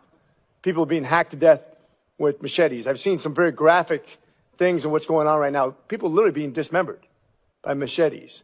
People digging their own graves and literally being just summarily executed. And yet the right thing to do is to continue with the diplomacy that's resulted in this all along to take them off the CPC. And this idea that this ever went away is ridiculous. We're right now considering selling arms to them, one of the most advanced attack helicopters, the AH-1 Whiskey, the Viper. Or it's actually the Zulu. I'm very concerned with how that's going to be deployed and against whom. We've seen the integration of very, very radical people inside of the government agencies themselves. And we've seen this in Afghanistan. When I was in Afghanistan, we saw the same thing, where the bad actors actually get inside of the government agencies and turn upon their own people. Very concerning. We saw Tigran Gambarian, one of my constituents, taken hostage by the Nigerian government and held hostage for several months because of some business dispute they had with somebody in America. Bad acting on the Nigerian government's behalf.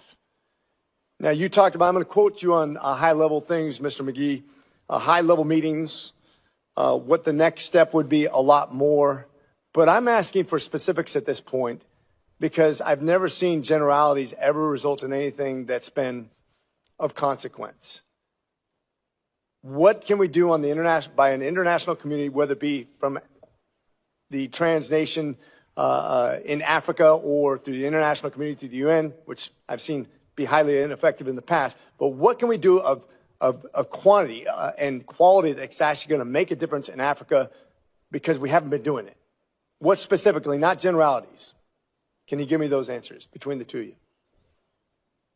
Sir, just a clarification, please. Across all of Africa or specifically in Specifically in Nigeria, but all of Africa can actually contribute to solving this problem. We can use several countries to help us out with this. We don't have to be the only force to be.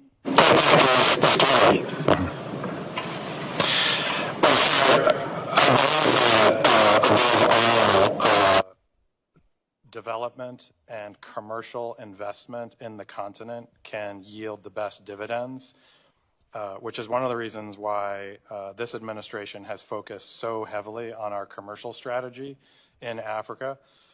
We rewrote the strategy and we've focused very heavily on delivering U.S. companies to the continent because we believe that they offer the best in terms of quality and can bring the most development.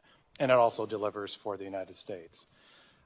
We've focused very heavily on security, and AFRICOM has engaged heavily across the continent, so security is very important. Law enforcement is a very important piece of that as well. And so I'd say, as you look across the continent, the number one priority that I would place, because it lifts all boats, is the economic piece, and I'd focus on commercial. So the AFRICOM commander is a Marine, 4-star, good friend of mine, and I understand what his limitations have been. You know, obviously, we don't want to be, if you're not invited into a country, it makes it much more difficult.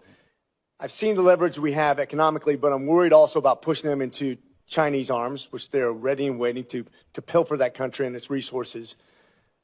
What about how we deal with the international community coming in there and stabilizing it in a military fashion so that we can actually stop the violence? Because it doesn't seem like the government's being effective in that at all. The new AFRICOM commander, General Anderson, it's good to hear that is a colleague of yours, is highly capable, as you know, Special Forces. He's brought a lot of focus to the continent and how he would like to work with African governments, including Nigeria, on sharing information and on achieving better outcomes on the security side of the equation. And so he's been very, very engaged, and I believe will achieve results in terms of security on the continent. Okay. I'm just going to once again get back to the center point that wasn't really addressed, but I hope is addressed. Yes, we need that financial leverage on them, and I think they will pay attention to that. We have their attention, but it's not finishing the race. We need to bring the international community on board to solve this in very tangible assets, because the violence is real, it's not stopping, and Nigeria does not seem to be taking this seriously. Thank you. With that, I yield. Thank you very much, Dr. McCormick. Mr. Oshatsky. Thank you very much, Mr. Chairman, and to our ranking member Jacobs, and to all our witnesses. Ambassador Pratt, thank you for your many years of service to our country. I'll just open by saying I am a man of deep faith. Jesus Christ is my Lord and Savior. I have no problem sharing that. I am also troubled by the state of religious freedom in Nigeria and around the world. So I want to be clear up front, violence against Christians in Nigeria is a serious issue. Christians are being massacred and communities are living in constant fear. But this suffering is not just confined to one religious group. Masad Boulos, President Trump's own senior advisor for Africa, recently said, quote, "People are suffering from all sorts of backgrounds. This is not specifically targeted at one group or other. Terrorism has no color and no religion and no tribe." President Trump's own senior advisor. Muslims and Christians alike have lived under the constant threat of extremist groups like Boko Haram and ISIS West Africa for far too long. And so the real story here for me is not about Nigeria's intent at the institutional level to persecute people based on faith. Instead, it's really an issue of capacity. The Nigerian government lacks the means to protect communities against groups that kill indiscriminately. To be clear, this does not abdicate the Nigerian government from responsibility. A government's duty is to protect its people, and when there's a failure to do so, whether that's neglect or corruption or governance, leaders must be held accountable. But capacity within Nigerian institutions maintain peace is a real question, and we should be asking what the U.S. is doing to help Nigeria build that capacity. Are we offering real partnerships or just threatening airstrikes and sanctions? Or instead, are we thinking about technical support, training, and investment in the institutions that prevent violence in the first place? So let's work together to fix what is broken, and I appreciate the ranking member for opening up this hearing with additional support options, and I want to thank, again, the chairman for convening this. On the issue of capacity, Ambassador Pratt, you've said that Nigeria needs to do more. If they don't have the capacity to do more, we should help with that. And so I want to know, I guess my question there is, does the State Department assess that the Nigerian government has the capacity to protect Christians and other religious groups from extremist violence? Nigeria is a very wealthy country, very populous country. We believe that this is a question of focus. There is a security problem in Nigeria, a very serious one, that we are trying to help the country address. And we have brought tools to the table in terms of U.S. programs and assistance. In particular, on the issue we're discussing today, we would like to see more focus on that particular issue, in addition to addressing the larger security question that you referred to. Okay, I look forward to working with you on that. One other issue that's important to me is youth and youth development. The U.S. Commission on International Religious Freedom's 2025 annual report recommended broad support for Nigerian civil society organizations. The U.S. has historically done that. A State Department-funded program in northeast Nigeria called Nigerian Youth Care brought together Christian and Muslim youth leaders to promote dialogue between those two communities. These programs provided Nigerian youth with mentorship and training on how to bridge religious divides. Unfortunately, that program was disrupted for months because of stop work orders, and the State Department did not grant the implementer an extension of the project at the end of the fiscal year. To either the ambassador or Mr. McGee, can you explain why this project did not receive a no-cost extension at the end of the year? And would you recommend to the Secretary to reinstitute this program to reduce violence and promote that interfaith dialogue? Thank you for your question, Representative. As I said earlier, the United States is by far the most generous country with our foreign aid, and we plan to still be the most generous country with our foreign aid, as Secretary Rubio has said. So some programming you mentioned, we actually have ongoing programming in my bureau that leads to early warning, early response systems that also includes dialogue between religious communities. As many members have stated, this is a complex problem. It's not one that can be addressed with one neat solution. There are, of course, like every human action, multiple drivers of this persecution, and there are multiple communities being affected, not just Christians, as you mentioned. Yeah. But we must tell the truth. That begins an honest relationship with Nigerians is to tell them that a lot of this violence is driven by religion, religious persecution, religious extremist ideology. And so in terms of programming, we're committed to the programming that we have on the ground that is effective.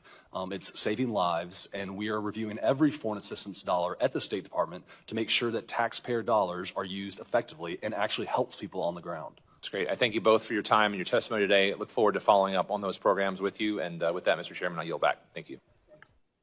I'd like to now recognize Mr. Moore. Thank you, Mr. Chairman. Thank you, Chairman Smith, for convening this hearing. And I just want to recognize real quick the tremendous impact that Chairman Smith has had in this realm of human rights, Christian persecution over the decades. I'm a former staff member, actually, of this committee. I worked on this committee when Chairman Smith was on this committee. He had a very large impact on me as a staff member, and to come full circle back around to be on a hearing on such an issue that was really inspired by Chairman Smith's work here when I was a staff member. Thank you for that. And but I think one of the things that's, and I would say disheartening in this, hearing some of the media reporting and frankly, some of my colleagues on the other side of the dais here, is this misdirection of what is happening. There is a persecution of Christians in Nigeria. The witnesses have made that clear. We heard the bishop speak. I don't know how many times we have to hear it or how many reports of murdered, martyred Christians, my brothers and sisters in Christ in Nigeria, how many times we have to hear that happen to take it seriously. And one of the things that concerns me is that it feels like at times it's echoing an indifference around this, and somehow we're going to develop our way out of it through developmental programs, and this indifference sounds like echoes of Rwanda to me, where we did nothing on that. And I think, as you remember quite clearly, President Clinton has stated that as one of his largest failures in his administration. President Trump has made a definitive decision to actively engage and stop the killing in Nigeria, and I think he deserves a lot of credit for that. You all have used a word that I think is very apt in this, and this is prioritization.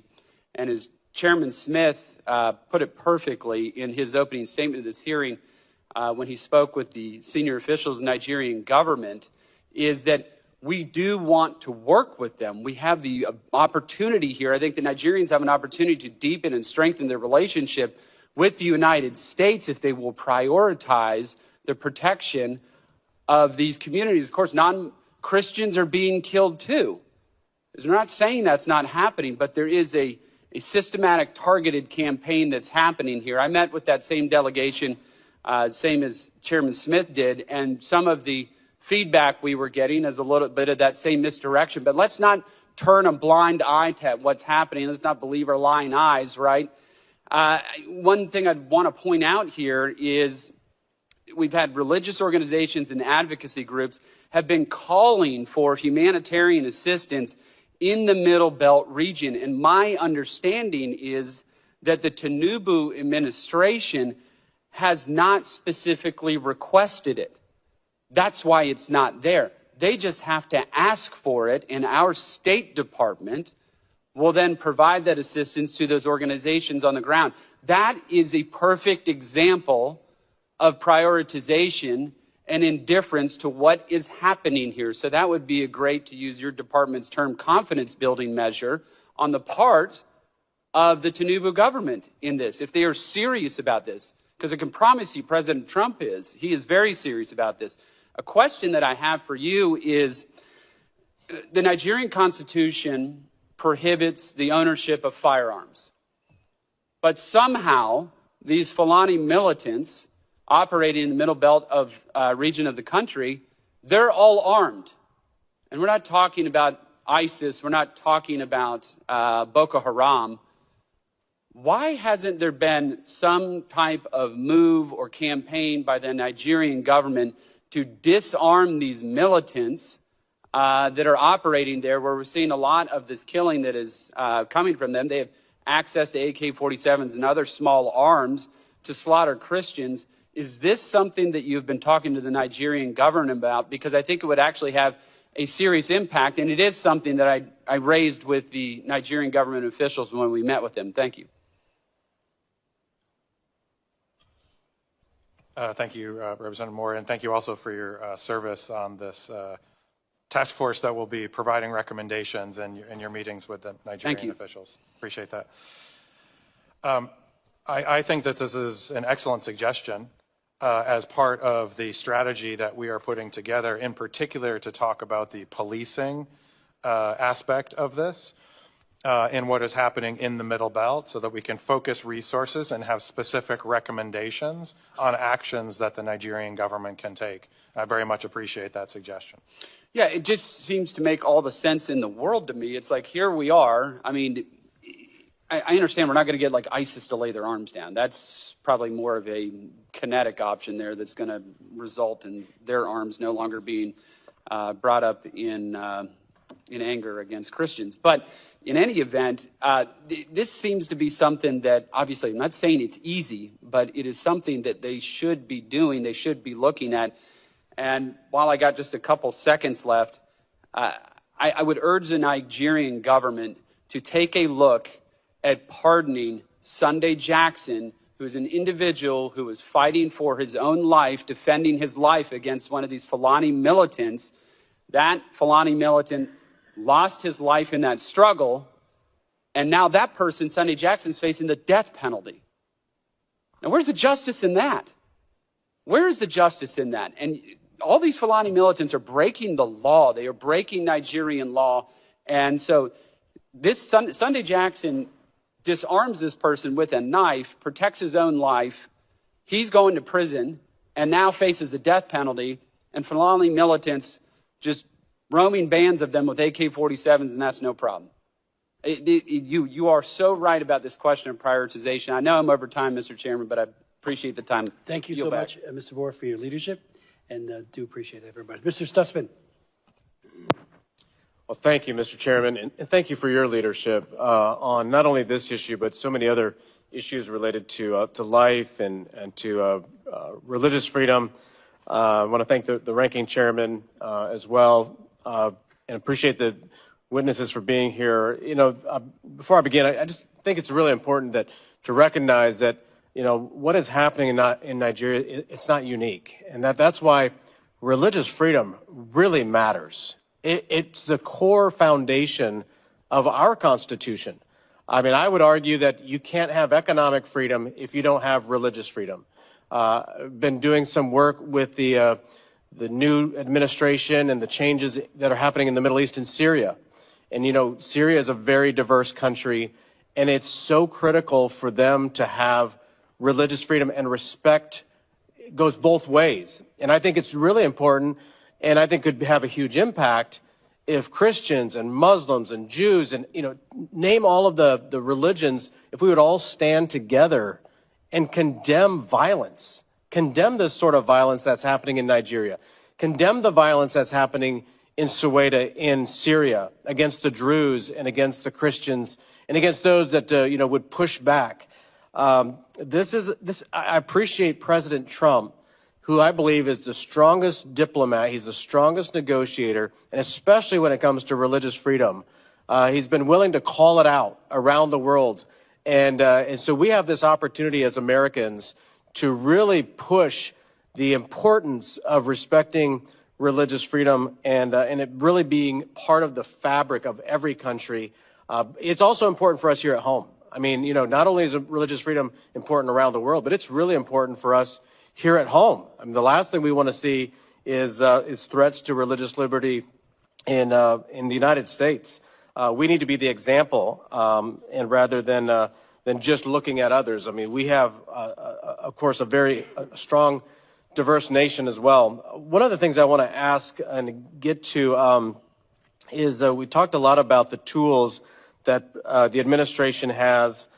Senator Cruz and I introduced legislation that would redesignate Nigeria as a country of particular concern. And again, of course, very disappointed to see that that was revoked during the Biden administration and the steps back that has caused there. I want to ask, Daniel Ada is from Benin. He's as a candidate for president. I just visited with him. He's a friend of mine. I was asking him, since Benin is right next door to Nigeria, what are we seeing in the surrounding areas? Are we seeing some of the same attacks and atrocities in other countries? And is there any sort of coalition? I know the Nigerian government is acting like this isn't happening, but is there any sort of coalition being led by us or within the region to fight back and to push back? You know, I appreciate Mr. Moore's comments about disarming the jihadists and those who are attacking, but is there any discussion about arming the innocent as well, as in making sure that they have the ability to defend themselves with their local law enforcement and is local law enforcement working for them? So a couple of questions there, but I'd be happy to hear from either one of you. Thank you, Representative. The security problems, very, very serious ones that exist across the littoral states of Africa are common and are shared, especially in the north, as we see more and more terrorist insurgent action. And so this is a shared problem. We at the State Department, but especially the Department of War and AFRICOM, have focused very heavily on sharing intelligence and trying to create the type of cooperation that you referred to between those countries, so that they're sharing information, using best practices, sharing intelligence with each other to be more effective. In terms of the particular problem that we are discussing today, this targeted attacks against Christians, it is most acute in the middle belt of Nigeria. One of the things that we know in the Middle East is looking at the curriculums that are taught in schools, and especially, you know, some of the curriculum that we saw that was being taught in Gaza to the young children about,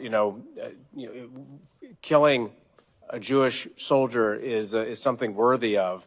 I mean, do we see this sort of education system at all in these countries?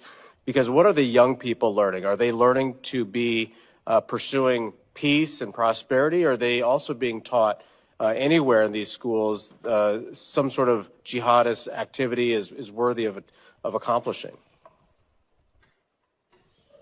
I refer to my colleague from DRL as well, since they publish reports on this that cover some of these issues. Sure. So you'll see in our human rights reports where we call out human rights violations across countries around the world. In terms of Nigeria's curriculum in particular, I don't have that information right in front of me, but we're happy to report back to you on the committee. Sure. No, that's fine. I appreciate you both, and thank you again, Mr. Chairman, for having this hearing. Thank you for your questions and comments. We are joined by the former chairman of the Africa Subcommittee, who is now over at the Energy and Commerce Committee, James, and I want to thank him. February of 2024, he had a very important hearing on Nigeria and other advocacy throughout that time. So the floor is yours. Mr. Chairman, thank you so much for your personal invitation, for your leadership, and for your friendship. I'm honored to be back. Psalms 96:14 asks, "Who will rise up for me against the wicked? Who will take a stand for me against evildoers?" Nigeria is facing one of the gravest religious freedom crises in the world. As the former chairman of the House Foreign Affairs Committee on Africa, I have visited and have seen firsthand the direness of the conditions in what is now the deadliest place on earth to be a Christian. They are targeted, displaced, and killed simply for their faith. The ancient plea, "Is there no help for the widow's son?" still echoes today. Since 2019, nearly 17,000 Christians have been killed. In the first 7 months of this year alone, hundreds more were murdered. On June 13th, during the Yellowater massacre, more than 280 Christians were slaughtered in a single day. These are not isolated tragedies, but a sustained pattern of religiously motivated violence, often ignored or even enabled by the Nigerian government. Extremist groups like Boko Haram, Fulani militants, and ISIS West Africa attack often without any meaningful intervention from authorities. The lack of response has created an atmosphere of impunity where Christians continue to live in constant threat and fear. The United States has previously recognized this crisis. President Trump not only designated Nigeria as a country of particular concern during his first term, but redesignated it again in his second term after President Biden inexplicably removed that designation. Religious persecution is tied to political repression and weakening institutions in Nigeria. Example, the detention of Mazi Nnamdi Kanu is a clear example. In 2022, Nigeria's Court of Appeal struck down the charges against him and ordered his release. The UN Working Group on Arbitrary Detention has also called for his unconditional release. Yet he remains in solitary confinement, in deteriorating health, and recently had to represent himself in court. Nigeria has signaled that the law is optional and targeting Christians is fair game. Just hours ago this morning, despite the pleas and cries of the Nigerian people and many Nigerian lawmakers, Mazi Nnamdi Kanu was convicted on all charges. For fiscal year 2025, the U.S. has requested nearly $8 billion for sub-Saharan Africa. But when Americans see political prisoners, judicial defiance, and the slaughter of Christians, they understandably ask as they meet their own struggles, why should our tax dollars support governments that refuse to protect their own people? Is our aid aiding a genocide? Nigeria is a nation of tremendous potential, but that potential is being choked out by violent persecution of its Christian population. No country can build a stable future where churches are burned, believers are killed, and communities live in fear. The United States must stay engaged, and Nigeria must change course now. Mr. Pratt, a direct question. Do you believe, in your professional assessment, that the government of Nigeria has been infiltrated by jihadists? I do not believe that the government of Nigeria has been infiltrated by jihadists. Okay, because when you look at the selective enforcement of the rule of law, one might question if there are any favoritism or looking the other way when groups are being specifically targeted, despite the fact, as my colleague Mr. Moore mentioned, not enforcing the rule of law with regard to weapons. My next question, how has the Nigerian government reacted since President Trump's country of particular concern designation announcement? They have taken the designation very seriously. There is a senior delegation here now. They will meet with the most senior officials of the U.S. government this week, and we have already demarched the government in Abuja and here in Washington on the action plan, and I can say that the results so far have been positive in terms of cooperation. The Nigerian government needs to do more to address this issue themselves, but what measures are being taken to assist Nigeria to increase its focus on persecution, particularly in the Middle Belt? Yeah, so thank you for your question, Congressman James. As you mentioned, the Middle Belt is a particular concern. That's where Christians, you mentioned Yalwada, where 250 or 280 Christians were killed, massacred. They were targeted because they were Christians. Churches have been burned there. There have been internally displaced people there. And so we're reviewing all options at the State Department, including Chairman Smith, you mentioned in our bureau, we have Global Magnitsky Act sanctions. We have other tools at our disposal as well to make sure that Nigeria, the Nigerian government gets the message that we are serious about the persecution of Christians and other communities as well, but particularly Christians right now who are suffering disproportionately in the Middle Belt. Thank you for your answer, Mr. Chairman. Thank you for having me again. God bless you, and good luck. I'm here for you. Thank you so very much, Chairman James, and thank you again for your great service. I'd like to, between the ranking member and I, we're both going to ask one more question and then go to our next panel. I would like to yield mine to my good friend, Mr. Huizenga, who asked a very serious question about the IDPs in Benue, and if there's any answer that you wanted to give and the tyranny of the clock precluded that, please feel free to do so, and then I'll yield to my friend and colleague. Thank you, Mr. Chairman. I appreciate you yielding to me, and I think you saw my passion on this earlier, but there are serious issues, and part of that interview from Arise TV, one of the other questions to me was, well, doesn't the CPC damage Nigeria economically in a way that is going to disincentivize economic growth and foreign companies coming into the country? And my answer to them was actually, I think the current state of violence is as much a deterrent of a foreign company or a U.S. company coming into Nigeria. And I know the goal of the CPC is to correct behavior, but could you explain a little bit exactly what you would expect to see out of a CPC and what sort of changes it might bring?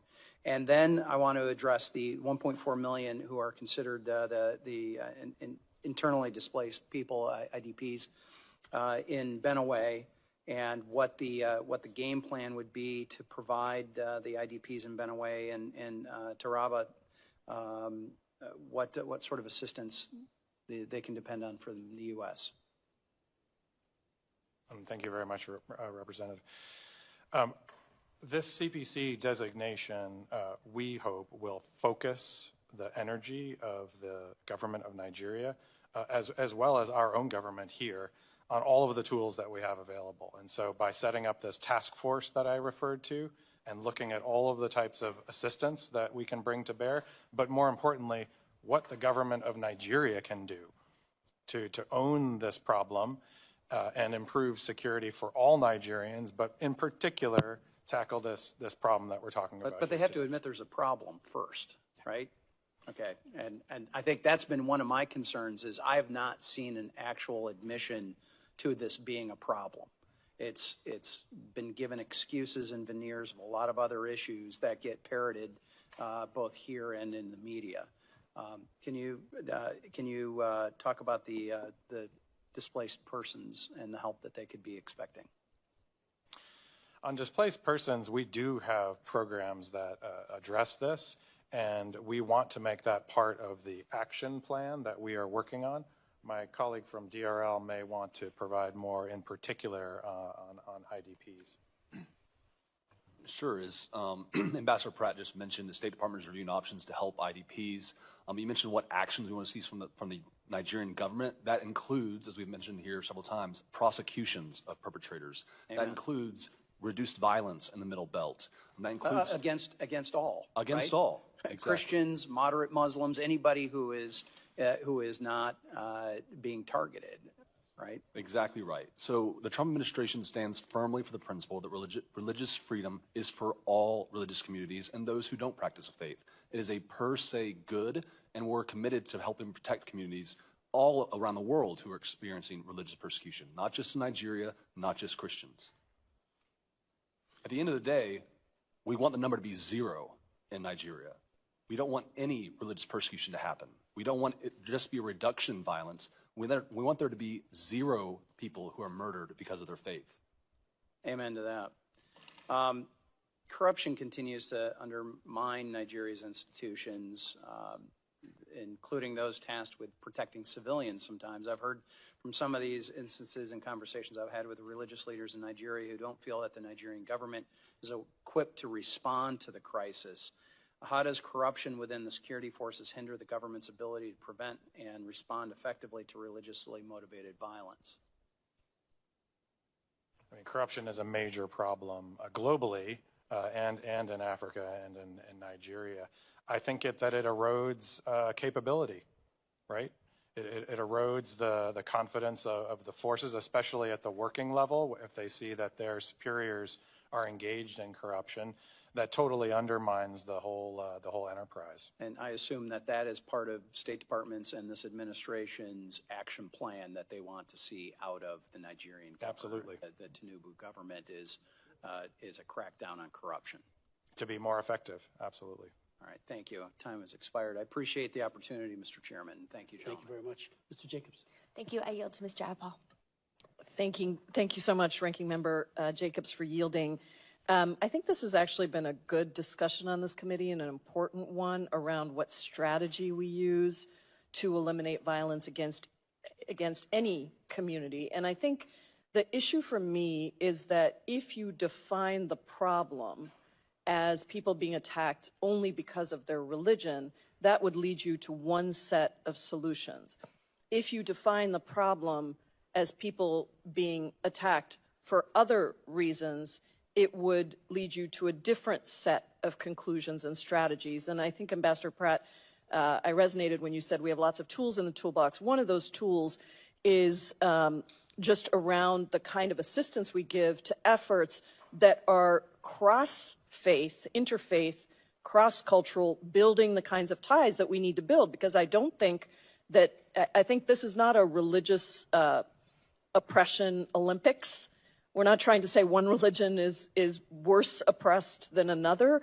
We're saying, how do we get to that ending point that we all agree on, that there shouldn't be violence against any of these communities? And so I guess I want to ask you about programming that specifically promotes interfaith or cross-cultural dialogue. The foreign assistance review that was conducted earlier this year actually this administration cut many of those types of programs, and there are suggestions that there's going to be even more cuts that focus on these kinds of programs. One of the ones I was looking at very carefully that I know is Nigerian Youth Care, and that's one that provided Nigerian youth with mentorship and training on how to bridge religious and cultural divides. Given the administration's concerns about religious conflict and some of the shared goals we've articulated, can you explain why that contract was canceled? Thank you for your question, Representative. So there is ongoing programming in Nigeria that addresses some of the issues that you've raised. Our early warning, early response programs, for instance, also have kind of an interfaith dialogue built into them. We've seen great success from people who have experienced the program, saying that they have increased, they've seen greater tolerance amongst their communities, et cetera, et cetera. So we have effective programming. Broadly, in terms of foreign assistance, the Trump administration is reviewing every foreign assistance dollar, not to cut, but to make it more effective. We've reprioritized, we've reshaped foreign assistance in a way not to eliminate foreign assistance, but to make it more strategic. The United States has been the most generous partner around the world of any country for foreign assistance. Secretary Rubio has said we will continue to be the most generous country. So I'm happy to share some of the programming success we've seen and get back to you on those answers. I would appreciate that. And if you can look into this one in particular, and I might send you a few others, because I think that if you say that you're only going to focus on a particular kind of program and you say some of these things are not effective, my work overseas in all of these countries says that some of this work takes time to develop the kind of leadership that is not going to be divided down the road. And so it may not have the same metrics of success immediately that you see, but I think many of these programs really do prove to be extremely important in the long term. And so I just would like to know, what is the status of each of those U.S. funded programs related to religious tolerance. If you could share a list of that with me, I would really appreciate it.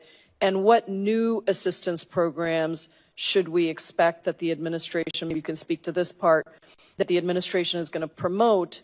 That's the second part of the question. And then the third part of the question for you is, I am concerned about some of the reports I'm hearing that certain programs are just going to be cut because they focus on particular communities, or they, are framed in a way that somehow is part of a some sham DEI initiative. And so maybe you could speak to those last two and get me the list of the first one. Sure. So I'm happy to follow up with the committee on specific program we have across Africa. The administration is committed to using its foreign assistance effectively and strategically, and gets the most bang for its buck for American taxpayers, because ultimately we're responsible to the American taxpayers. So in terms of programming, I'm happy to get you the specific answers that you're looking for. In terms of the other questions you raised about specific communities being having greater assistance, I forget how you phrased it, more targeted programs. We want religious freedom for all communities, full stop. We don't want religious freedom for some communities. We want religious freedom for all religious communities, including those who don't practice faith.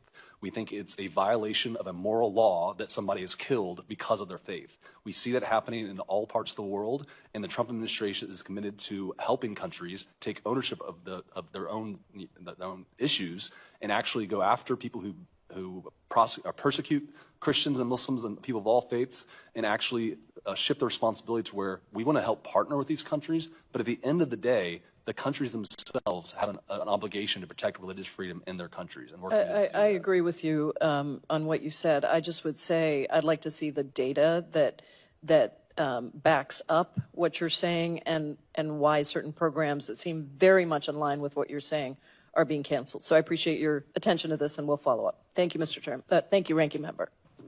Thank you. Thank you both for your testimonies, but above all for your leadership. It's extraordinary. And so thank you, and we'll move on to our second panel. Thank you.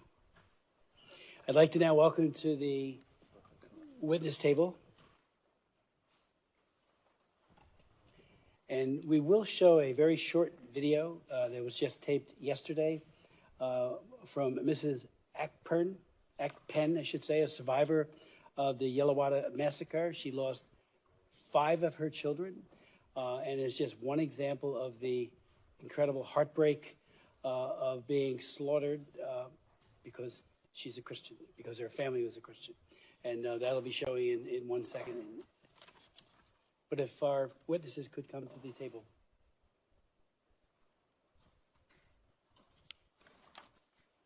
Put the video up.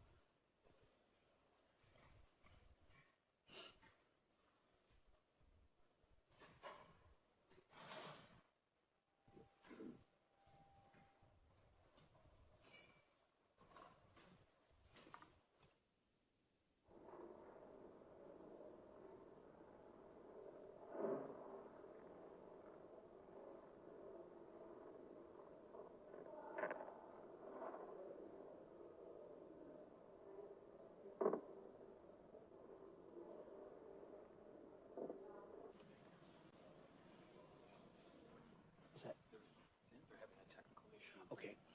We'll come back to the video in a minute. Let me introduce our distinguished witnesses, beginning with Nina Shea, a senior fellow and director at the Center for Religious Freedom at the Hudson Institute. Ms. Shea has been a human rights lawyer for over 30 years. She works extensively for the advancement of individual religious freedom and other human rights in U.S. foreign policy as it confronts an ascendant Islamic extremism that we're seeing in Nigeria, for example. And I want to thank her for her leadership. She has testified before, and her wisdom has been greatly esteemed by this committee, and particularly by this chairman. We'll then hear from Oge Bugu, is that correct? Thank you. Who is director and senior fellow of the Africa Program and CSIS, and a foreign policy leader with 2 decades of experience shaping policy and engagement on Africa and U.S.-Africa relations. Most recently, she served as director of the Africa Program at the Wilson Center, where she led research and programs that centered African knowledge and agency in developing actionable strategies to address critical issues facing Africa and the U.S. Relations. I would like to yield now such time as you may consume, and then to you as well, to our witnesses. Nina.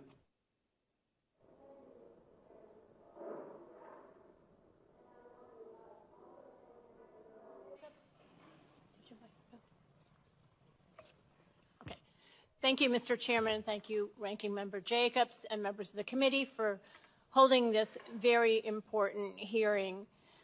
The debate about CPC designation for Nigeria began in earnest in Washington last spring after you, Mr. Chairman, had introduced a resolution that urged CPC designation for Nigeria, as you had previously done in 22, and when this subcommittee held a pivotal hearing on the case for Nigeria's CPC designation last March. Thankfully, President Trump listened, and he made his decision based on two criteria. One, under the International Religious Freedom Act, that these were severe violations of religious freedom, and that the government of Nigeria, President Tinubu, was either actively engaged or tolerating these violations. Those are the criteria of the IRF Act. So Nigeria's multifaceted terror problem that has had a devastating impact on both Muslims and Christians alike is well known, but the long overlooked persecution of Nigeria's Middle Belt Christians by Fulani jihadi militias finally got Washington's attention when that March hearing was held, and Bishop Anagbe testified. The bishop gave startling firsthand testimony that described frequent raids on farmlands of his Makurdi diocese by armed Fulani Muslim herders who kill, rape, or kidnap residents, all the while shouting the jihadi battle cry, Allahu Akbar. Bishop Anagbe, who testified today as well, and I'm honored to be part of this hearing with him, related that 20 parishes in his diocese have been shut down because of these attacks. Moreover, he said, Nigeria's government was doing nothing to stop this. I agreed in my testimony then that Nigeria should be designated a CPC precisely because the relentless and systematic Fulani attacks targeting Middle Belt Christians are carried out with complete government impunity. By contrast, the government is fighting the terror groups in the north. So this is really key to understanding why CPC is warranted in this case. The bishop's frank testimony required heroic courage. He soon began receiving death threats. A few weeks later, Fulani militants attacked his home village and massacred 12 of his relatives and scores of others. The priest directing his Justice and Peace Office, who took the body counts and came to the aid of survivors in such attacks, has been forced to take temporary leave after credible threats to his life. Mr. Chairman and White House, Mr. Chairman, you and White House officials who had met with Bishop Anagbe were appalled when you heard of this. The attack was part of the brutal pattern seen in hard-hit Benue and various other Middle Belt states, but it also raised the concern that this attack was in reprisal for his testimony to Congress, one organized not simply by nomadic herders, but by those in Nigeria who are close observers of Washington.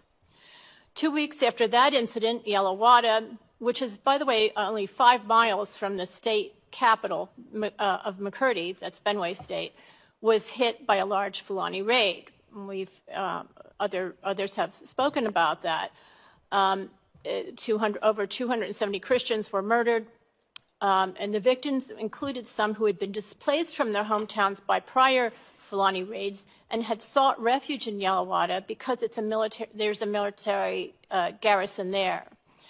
The Nigerian troops there did not put up a fight against the dozens of, and it was only dozens, of Fulani attackers who swarmed in on motorcycles and some on foot, wielding assault rifles and machetes as their weapons.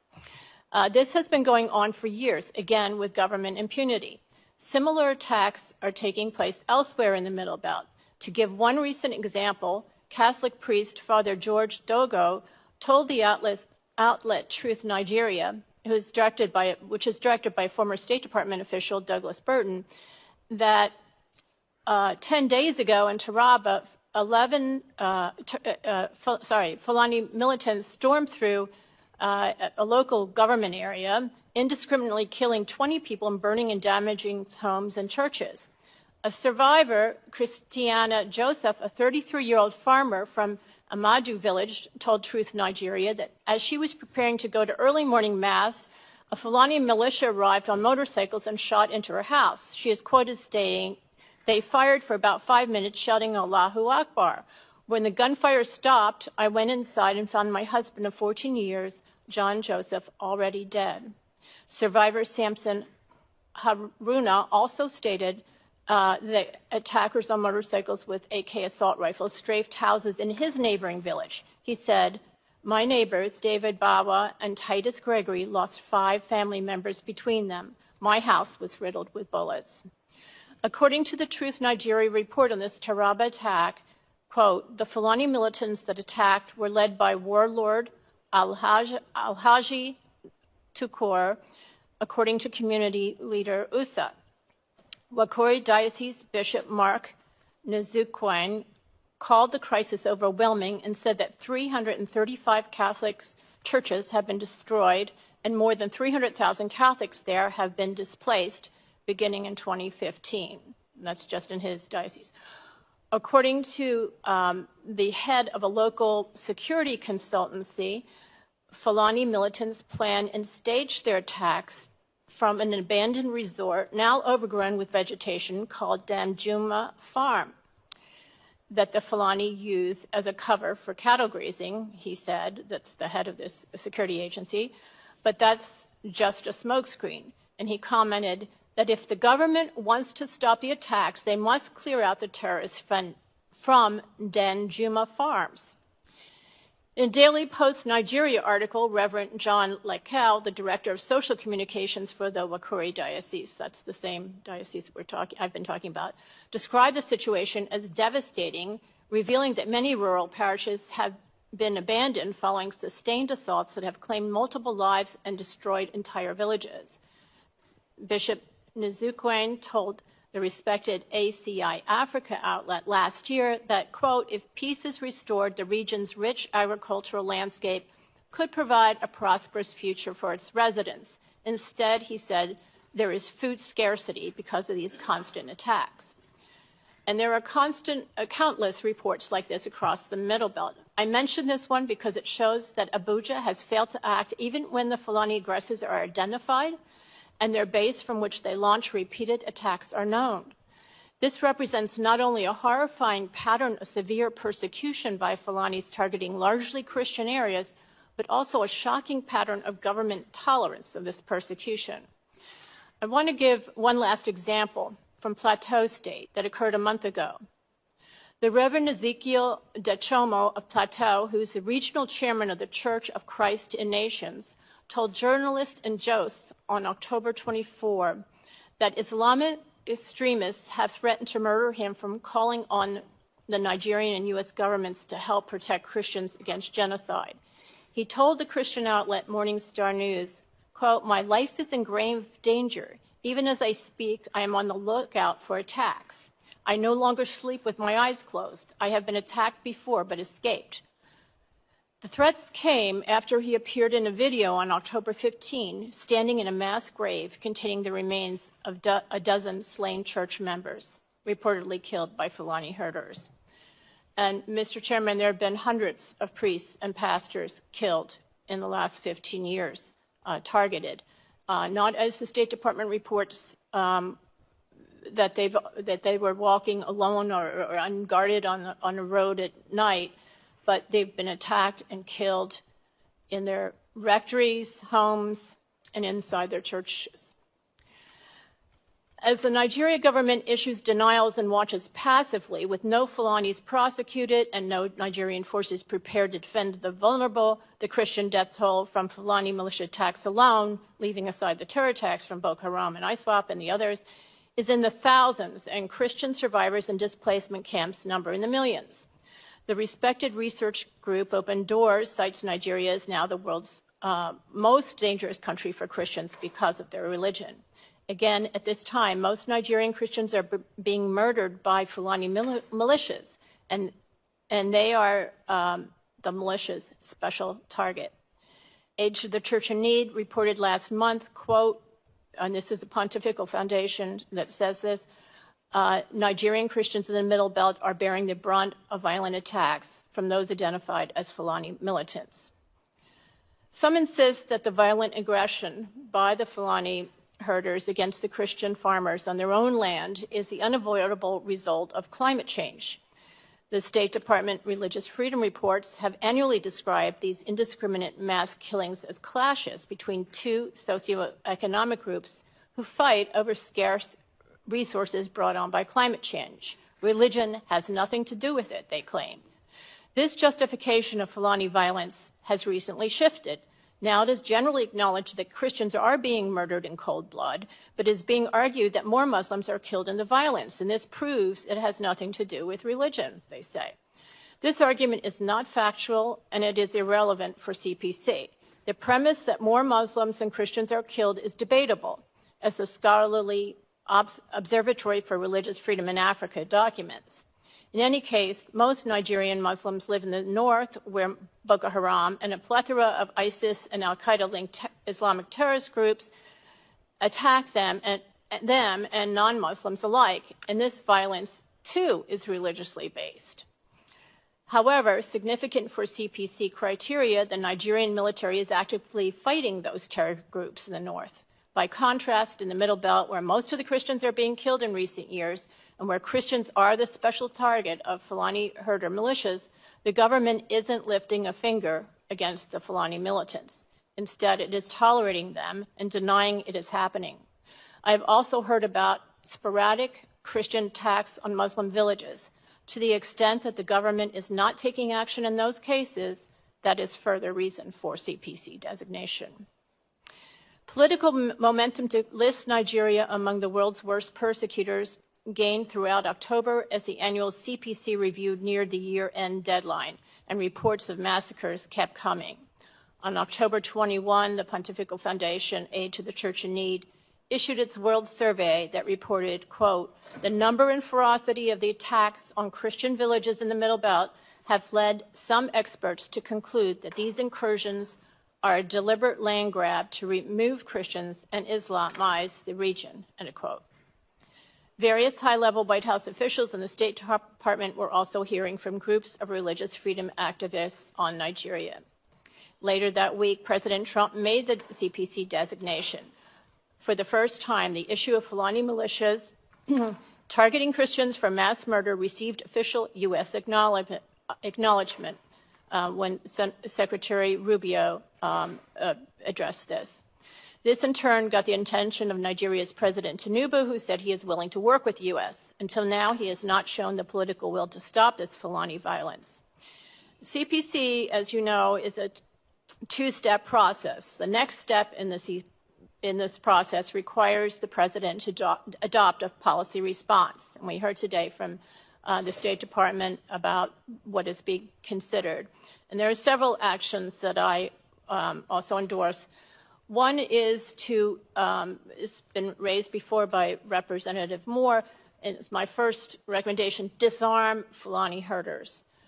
These militias are loosely organized. They don't have explosives or drones, don't use tunnels, suicide vests, or propaganda films. They are an unsophisticated, but nevertheless lethal force because they come armed with AK-47s and 49s, while their targets have only homemade pipe bombs to defend, pipe guns to defend themselves with. Assault rifles, such as those used by the Fulanis, are heavily regulated by Nigeria's Firearms Act and illegal for the targeted Christian farming villages. The act specifically only allows homemade what are called Dane guns, cap guns, and another muzzle-loading guns. The act thus outlaws the firearms that would match the assault rifle firepower of Fulani militias and leaves the peaceful Christian communities essentially defenseless. President Tinubu should order the removal of Fulani heavy weapons, raiding their encampments at Dan Juma Farm in Taraba and other places in the process. He should direct the powerful cattle breeders associations, such as the Mayeti Allah Cattle Breeders Association, to cooperate in doing this. Two, fortifying targeted areas. So U.S. foreign aid in Nigeria in recent years has amounted to about $1 billion annually. Areas targeted by these Fulani militias should receive some of this aid to securely return home and reclaim their properties, rebuild, and defend themselves. For example, this aid could go toward intelligence sharing, the training and equipping of local private security guards, as well as other measures. Again, the Fulani militias are not the formidable foes seen in ISIS and Al-Qaeda, and their attacks could be prevented relatively easily, prevented and defended against by these basic measures. Humanitarian aid is important, and this should be for the victims of Fulani herder militia attacks, and this should be distributed through trusted local providers, including through the churches on the ground that are currently one of the main aid providers to the survivors of these attacks. And it's just, again, tragic and ironic that productive farmers now need food aid since they have been driven from their Middle Belt farms. 4, sanctions against those aiding, abetting, and granting impunity to the Fulani herding militias, including those sanctions should include high-level officials in the criminal justice system and the military. The U.S. should gather intelligence regarding official responses to the Fulani herder militias and review possible visa and Magnitsky sanctions for those aiding and abetting. The Fulani warlords' names are known or knowable. Out of all the, I think it's important to understand that out of all the violent attacks by Fulani herder militias, there have been only a few arrests. One involved the prosecution of a Fulani herder who was convicted of destroying melons at a melon company who received a 10-year sentence. It shows the government can get tough when it wants to. And 2 high-profile legal cases of violent attacks on Christians have seen movement in recent months. One concerns the Catholic Church of St. Francis in Ondo, where terrorists killed some 40 worshipers on Pentecost Sunday in 2022. Depositions are being taken in that case, Ondo's bishop recently told me, but the trial has not yet started. It's important to note that's not in the Middle Belt, it's in the South. The 5 suspects being held are said to be part of the East African Shabab terror group and are not members of the Fulani herder militia. The other case involves the Yelawada massacre itself, where charges are have been filed against 5 Fulani herders in September, in an extremely rare example of prosecution that I believe is attributable to the pressure raised by the CPC debate in Washington. Finally, the International Religious Freedom Act suggests as a possible policy response to CPC designation a binding agreement with the country to prevent further violence. So I think that that is something that should be considered as well.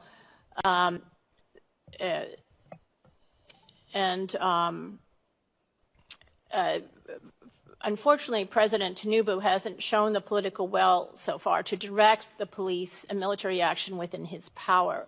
And he argues that because the police force is centralized under the Constitution, he is overwhelmed. He says that a constitutional amendment is required to give back policing power to the governors of the states, and that could take years. However, right now there exist legal ways he can shore up defenses within the targeted Christian areas. For example, decentralizing police commands internally, or empowering local guards, or deploying more mobile police units to states, and prioritizing referrals of state governor police orders for presidential review. So I suggest that the U.S. enter into a binding agreement with Nigeria to ensure this needed police protection against the Fulani militias. Since President Trump's CPC designation, I note some Nigerian officials, including generals of a force in the southern state of Ondo, who cite worries about securing Nigeria's wide open border, already asked for U.S. partnership in an effort to help, to quote, help flush out Fulani ethnic militia terrorists from the Southwest. Thank you. Ms. Shea, thank you so very much for that very well thought out testimony. I mean, you have so much in there, and I'll go back and read it to pull out much of what you have just conveyed to the committee. So thank you for that. And I'd like now recognize our next witness, Ms. Anabugu. Thank you very much. Chairman Smith, Ranking Member Jacobs, distinguished members of the committee, I'm honored to share my views before this committee today. Just want to state that CSIS does not take policy positions, so the views represented in this testimony are my own and not those of my employer. In this testimony, I would like to reinforce the recommendations that I made before this committee in March. In addition, I would like to reflect on how this tenuous moment in U.S.-Nigeria relations provide an opportunity for both countries to work together to address the critical threats of jihadist violence and insecurity in Nigeria, and to develop a more strategic partnership. The United States and Nigeria have a complicated bilateral relationship with shared interest in counterterrorism and economic development. But this relationship is often marked by periods of friction. Nigeria wields significant continental and regional influence, but grapples with violent extremism and internal security.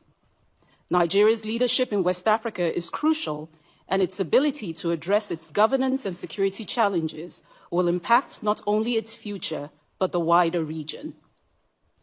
Nigeria's instability stems from a key shortcoming. Despite 64 years of independence, it has yet to establish a national identity grounded in basic freedoms and dignity. Currently, ethnicity, religion, and language, rather than nationality, define the identity of its diverse population. Understanding the violence in Nigeria requires looking beyond its apparent religious and ethnic motivations. For me, growing up in Jos Plateau State, I've witnessed the impacts of these ongoing conflicts on vibrant communities. In addition, coming from a family involved in Christian missionary work, I recognize the shared faith between Christian communities in Nigeria's Middle Belt and those in the US, rooted in the history of American missionary efforts. However, a narrow narrative that reduces Nigeria's security situation to a single story and frames it solely as the persecution of Christians oversimplifies the issue. Religious and ethnic violence is driven more by governance failures and is worsened by hate speech and conspiracy theories rather than being just a singular conflict.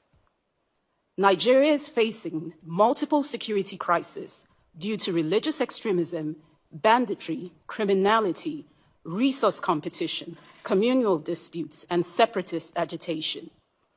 These issues are intertwined with history, poverty, and political contestation.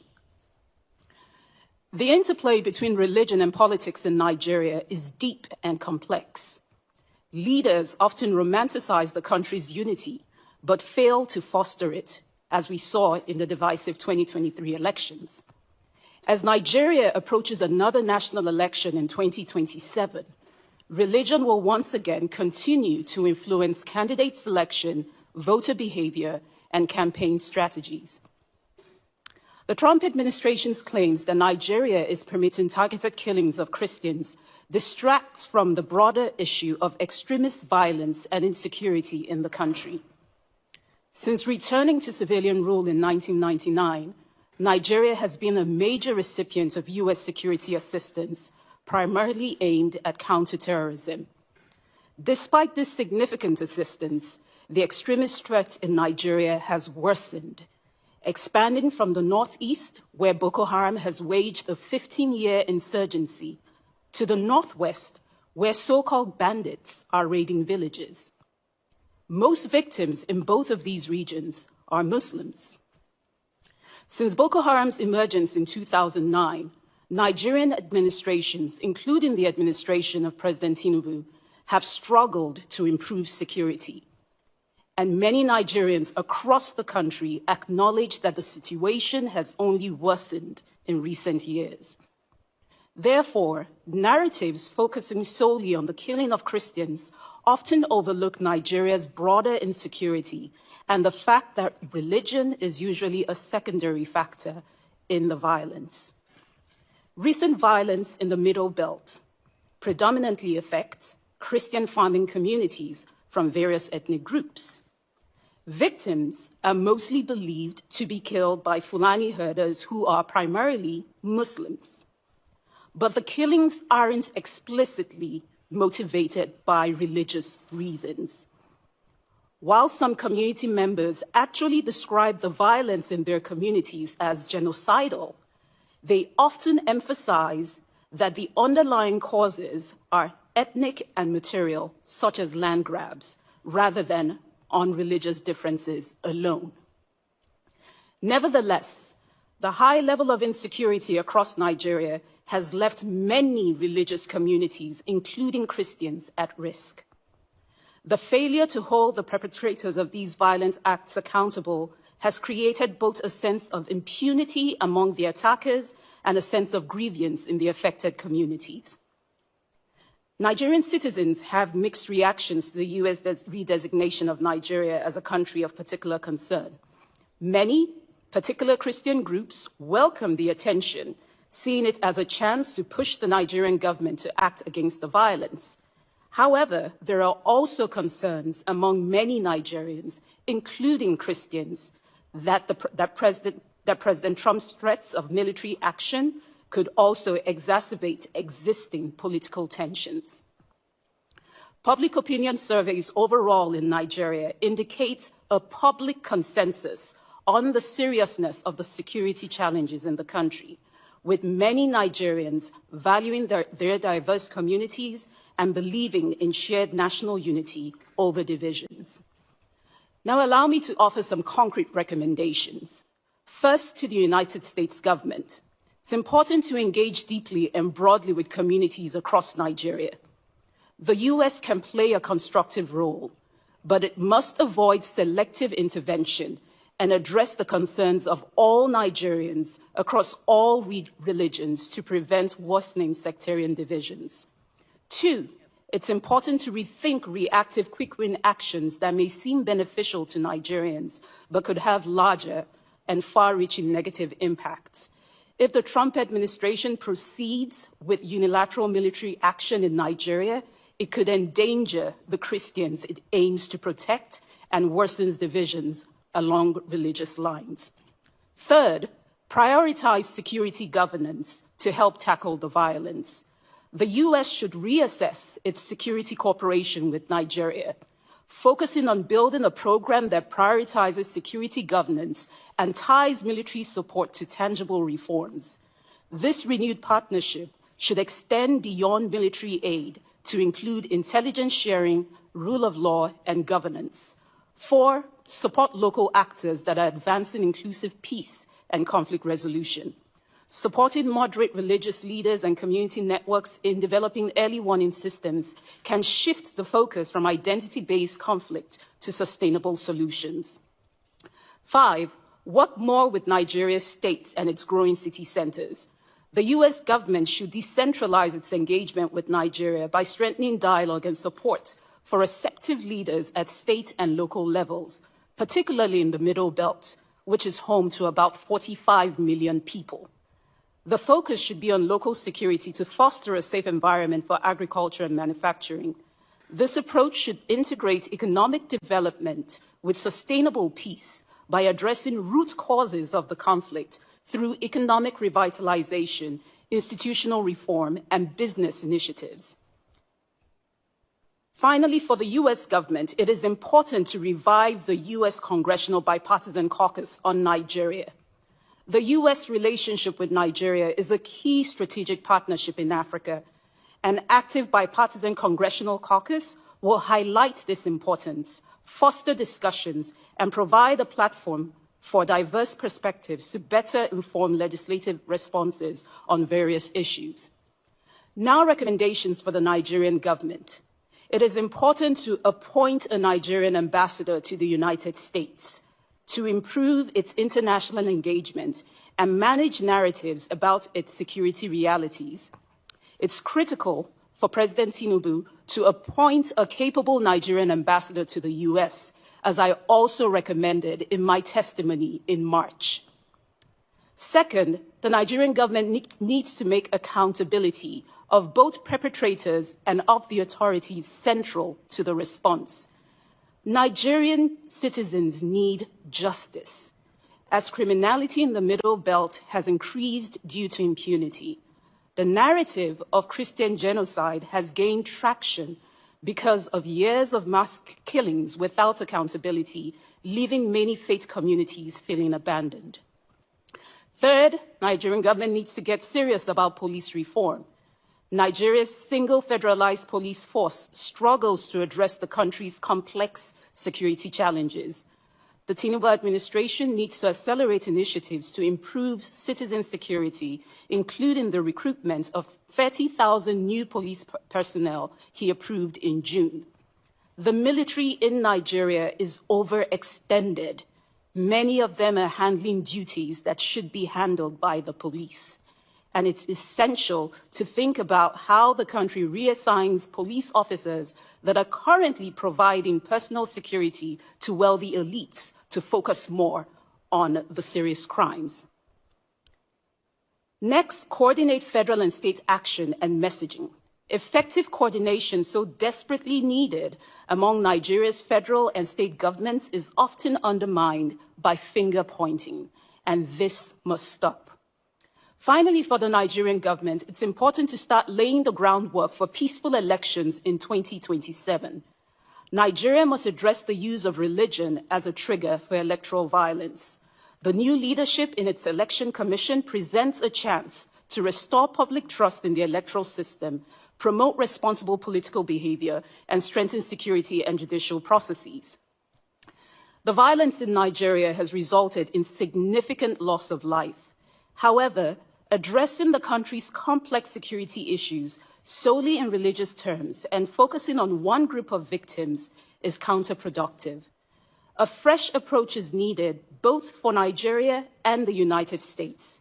Nigeria must tackle its institutional weaknesses in security, justice, and conflict prevention to effectively end the violence and hold perpetrators accountable. The US should engage in open dialogue and cooperation, fostering a better understanding of Nigeria's complexities. Both countries can leverage current diplomatic tensions to strengthen their bilateral relationship and collaboratively address the wider threats of jihadist violence in Nigeria and the surrounding West Africa and Sahel region, as both nations have vital interests at stake.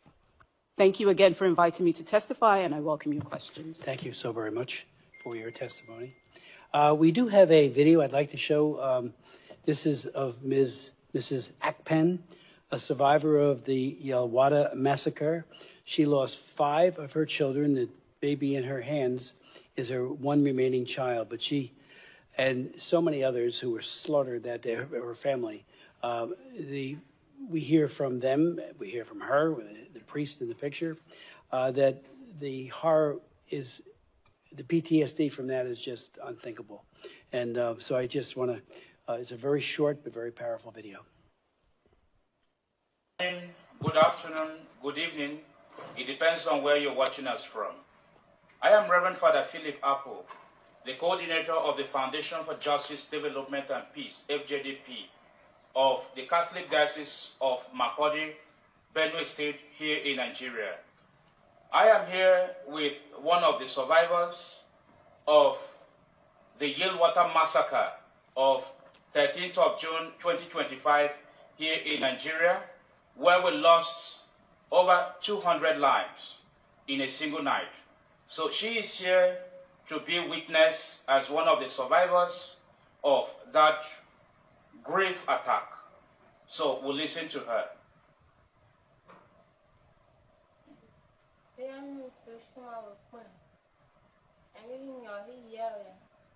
That her name is Nsoshima Akpen.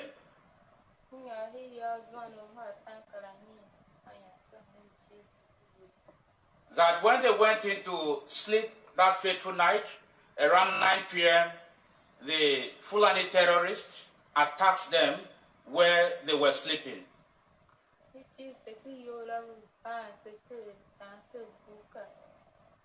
That they were locked inside the camp at Yilwata, and they were butchering them with cutlasses and shooting guns as well.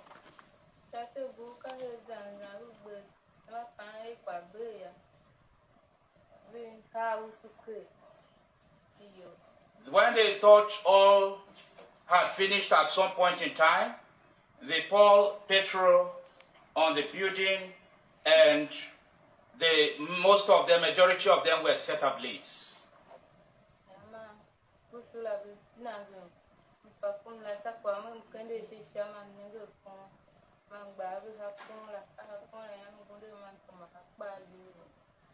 That in the course of this action, she saw a tree up when she lifted up her eyes, and she raised her head on the tree, climbed up where she was able to hit herself.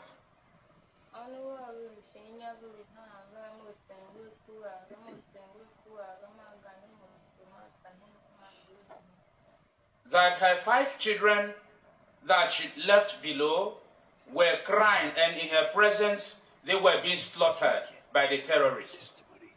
Okay.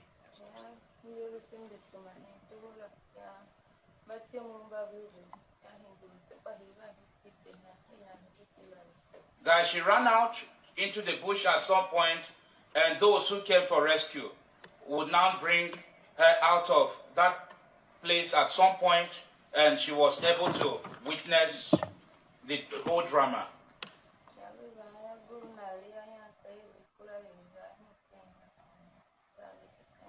And when the people came, they were now relocated to a new camp. So thank you very much. This is the much we can receive from Msushima Akpen. God bless you. Thank you very much. And we now go to questions. Let me just ask, on one of my trips to Nigeria, I did visit the Fusion Center, which there was a great deal of cooperation beginning. And I mentioned that our ambassador, Mike Waltz, to the United Nations was actually deployed there as a Green Beret and a part of a special forces training component. There was a great hesitancy on the part of our government to engage that to the degree that would really make a difference. And I'll tell you what they told me. They said that they were worried about the applying the Leahy law so that we do not fund or train human rights violators. So believing that, I actually asked, I had a hearing, and Ed Royce did a hearing on the full committee, and we asked the Undersecretary of State under the Obama administration how many Nigerians could be trained. And she said, matter of factly, half. We don't need half, but a large number, half would be, that could be trained in counterinsurgency. They wanted night vision goggles. They wanted intel to track down, Boko Haram and these other then emerging groups, ISIS West Africa, for example, and it never really materialized the way it could have. Now, one of the hopes I have, and we hope many of us have, coming out of this, will be that there will be a renewed effort to, again, support human rights trained people, men and women who are not accused. And certainly, that is a very difficult thing to prove one way or the other. The Leahy law is very hard to implement. And I sat through an actual session with a Foreign Service officer in Abuja as he went through names, and just to get a sense of how robust the effort is. Very, very hard to do. But again, so many can be trained. And I think what we are hoping will come out of this, in addition to a whole lot of other things, is a very highly trained counterinsurgency force that will take it to Boko Haram, the Fulani terrorists, and others. I note that just today, there's a report that just came out that the president is not going to a G20 meeting, and he's deploying additional people to a place where there were killings in Kawara. And I hope they're realizing we're not kidding in the United States. The President of the United States is absolutely committed to this. Marco Rubio is as well, and right on down. And what are we doing? We want to help, as I said earlier, those who are at risk, those who are dying, those like that wonderful woman we just saw a moment ago who lost 5 of her children. We don't want that to happen anymore. And, you know, I do believe that the art of the possible, when you have a will, when you have a focus, you can have great achievements for peace. And that's the hope here. So last night, and I know that my colleagues also had meetings with this high-level delegation, and ours went for almost 2 hours. And I said, think of us as partners. You know, yes, we do have the ability to levy sanctions, and you may not like it, but we're doing it because we care about the people in your country that are being slaughtered, both Christians and Muslims. So your thoughts on really getting this cooperation off the ground? When I was there, I talked to a lot of people, and I followed up once I got here, and they had all these recommendations. Only a few, if any, were ever carried forward with, and that's unfortunate. Some were, but I think a top-to-bottom review of what can be done, what does it take, and then meanwhile, on the humanitarian side, and we asked this last night, and Mr. Huizenga asked this as well of our 2 witnesses from the administration. You know, the government really needs to do more for its IDPs. It has not.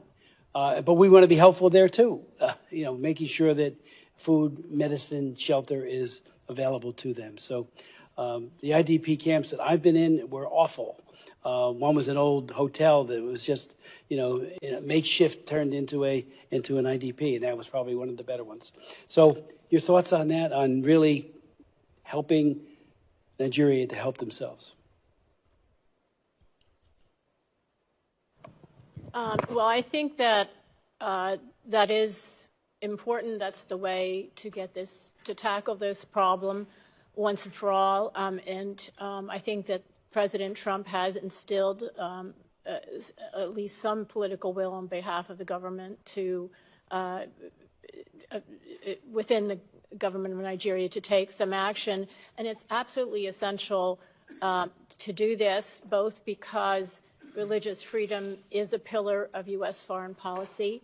It's in compliance with the International Religious Freedom Act, which requires the president to review every foreign country to decide whether or not to designate it as a CPC, and that annually, and the year is ending, so it was appropriate that President Trump do that again. It's going to help alleviate just unfathomable human suffering, as we've seen in that mother's eyes today, to halt Nigeria's descent into failed state status and avert possible civil war, and not to deepen the spread of terror across West Africa. It's absolutely essential that Nigeria's government start engaging in the security of its own people. And again, there has been some willingness, political will, to fight the terror groups in the north, but there hasn't been any prosecution, so far successful prosecution, of any one from the Fulani militias at all. So I think that's...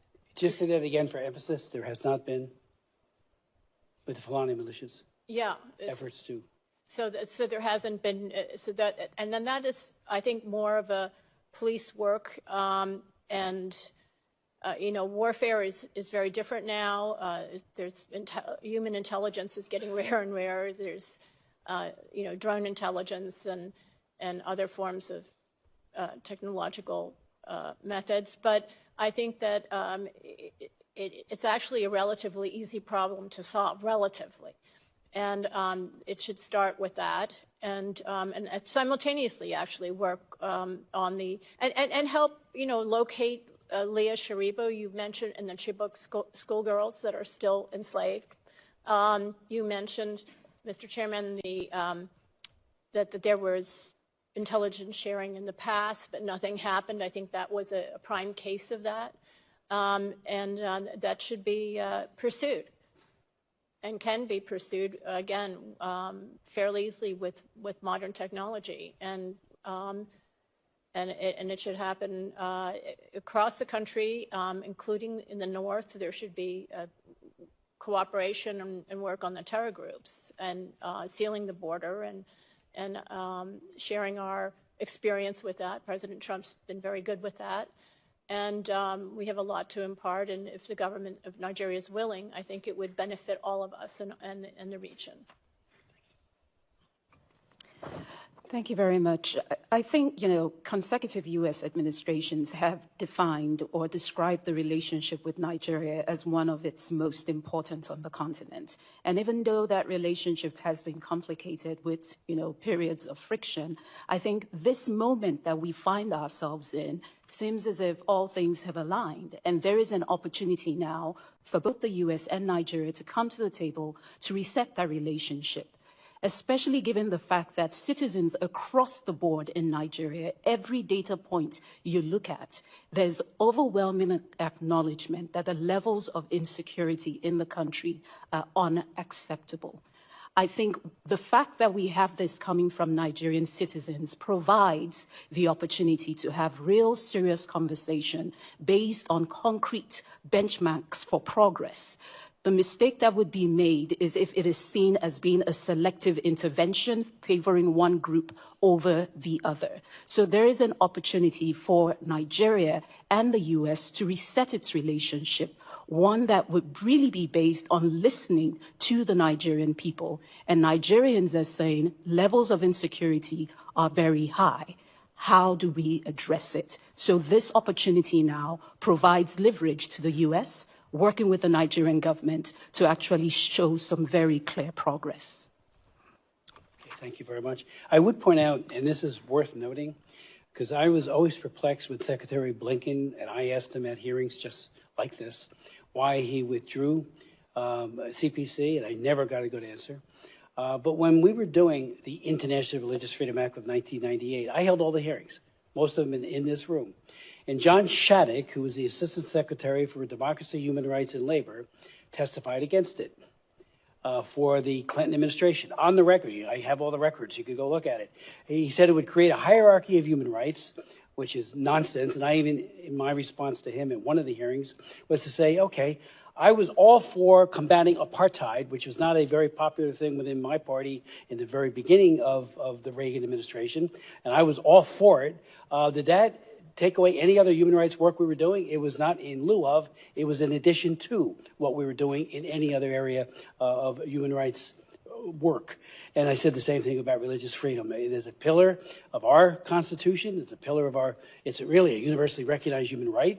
But they said it would said. 1 year later, I had a hearing on, did it do that? And I had the Ambassador at Large for Religious Freedom testify, because they were all saying, Shattuck especially, it would make everything worse on religious freedom. And the word back was, even after 1 year, it was seriously advancing religious freedom. Ditto on trafficking. I was told by Harold Coe, the Assistant Secretary for Democracy, Human Rights, and Labor, right from where we're sitting right now, that most of what was in my Trafficking Victims Protection Act of 2000 would be counterproductive. We don't need a tip office. We don't need all of the dozens of new programs that were unleashed by that law. And it was a bipartisan law. Sam Gajensen, who sat right here with me, it was my bill, but he was our principal co-sponsor, and we really worked together to get it passed. And he was from Connecticut. And again, as we went over year after that, it was like, yeah, it really did help. But it was stopped in its tracks had we listened to that argument. Blinken was a part of that on the religious freedom back then. And I always felt, I could be wrong, that there was a sense that the Religious Freedom Act was not something he was terribly enamored of. So it was very easy to get rid of the CPC status for him, because he did not give a good answer when asked directly by me, and I wasn't the only one, where you sit, Nina, why? What's the why of it? And at one point he told the appropriators that there's none of this has anything to do with religious freedom, in terms of the violence. Really, it just doesn't pass a straight face test. So I that's, in my humble opinion, one of the reasons why we had such Again, I remind everybody, it was Clinton who signed the International Religious Freedom Act. And we didn't know if he was going to do it. At the very end, we did have veto-proof majorities to overcome a veto. But that said, he did sign it. I'm forever grateful for that. Ms. Jacobs. Thank you, Mr. Chairman. Ms. Onumbogu, thank you for testifying again before the committee today.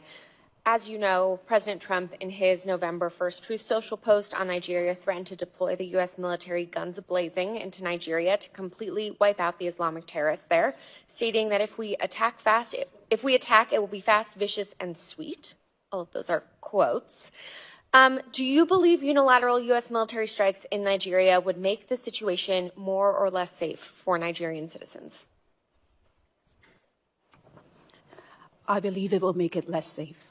Can you elaborate on why? Because all the data points show us that Nigerians value diverse societies. But even as they value diverse societies, there are also experiences where overwhelmingly there are low levels of trust. Already just from the threats that have been made, we're already seeing, especially if you go on social media, people basically forming camps and basically coming up with different conspiracy theories about what is feeding the threats that have been made by the president. So I think it's important to understand the complexities of Nigeria and understand how fragile things are in the environment, and that for years you've actually had members of the political class that have actually manipulated that public mistrust to gain power. So at this point, you hear people forming different camps and making different statements and building different conspiracy theories. I think overwhelmingly Nigerians value unity, and the conversations that are happening now are not good for Nigeria's social cohesion. Thank you. And I do want to dig a little bit more into that because it's not just the actual military strikes that would cause problems, but we've actually already seen that even just these threats and rhetoric have had immediate consequences. I've personally heard anecdotes of this happening already in Nigeria. You mentioned it in your opening statement that this was a risk. Could you expand on this and explain how inflammatory rhetoric can make tensions within communities even worse and actually lead to the very violence and targeting that this administration says it's trying to counter? So as I mentioned, because of the low levels of trust that we see in communities, all we have to do is date back to several conflicts that have occurred over time in different parts of Nigeria. And we've seen how some of them have been driven by conspiracy theories or hearsays. And in many ways, rhetoric like this could actually be detrimental because it moves us farther away from finding a real solution to the problem.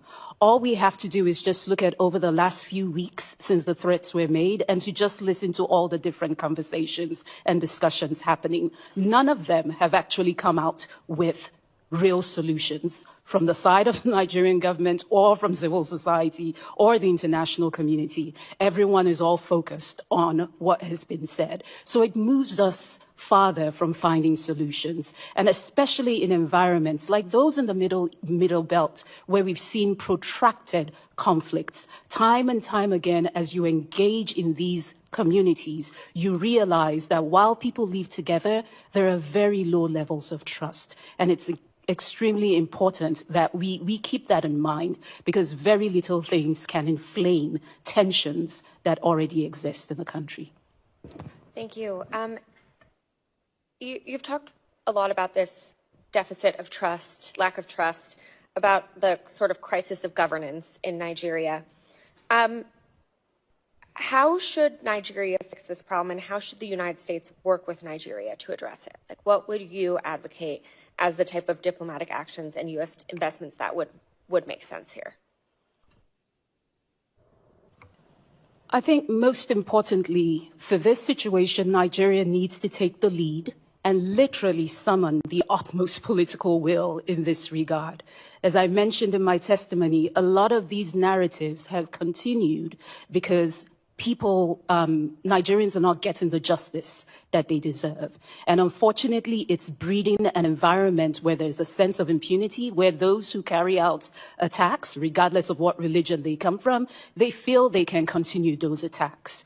And then the communities, there's a sense of grievance where at the end of the day, if they feel that the government isn't coming to their aid, they come up with their own narratives. So at the end of the day, there needs to be an acknowledgement on the part of the Nigerian government. Nigeria needs to take the lead.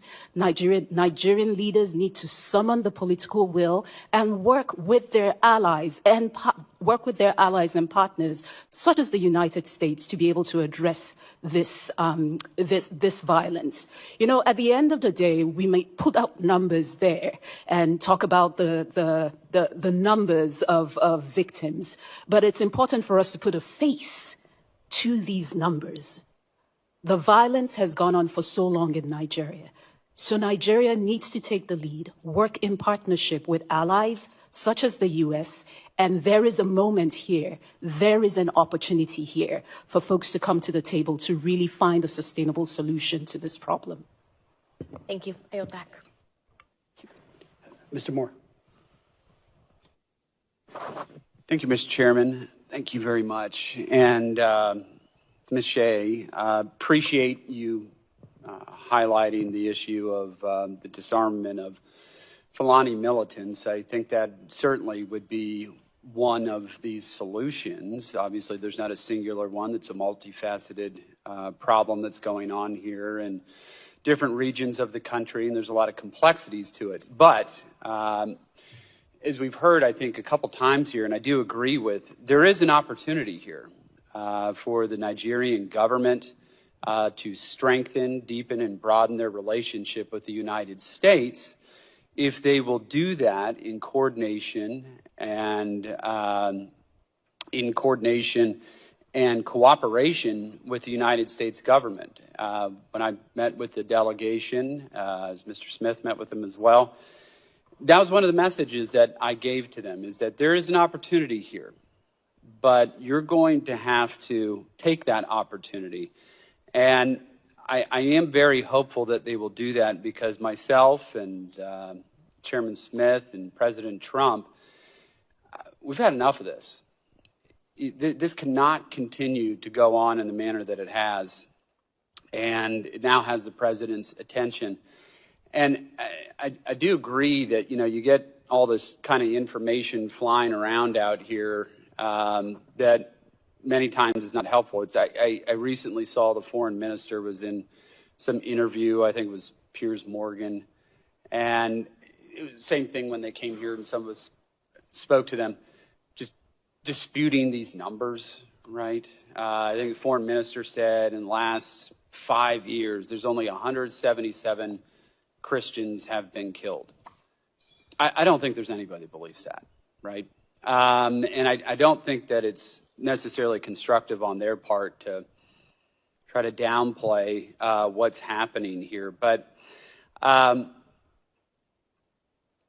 Ms. Shea, I'd ask you, how do you think about the differences, though, in between some of these statistics that have been reported? Obviously, have non-governmental organizations that, it seems to me, have robust on-the-ground informational networks, and those offered by the Nigerian government. How do we have such a huge disparity in the numbers in between what we're saying, or what some of these groups on the ground are saying, and then the foreign minister saying there's 177 Christians killed in the entire country of Nigeria over the last 5 years?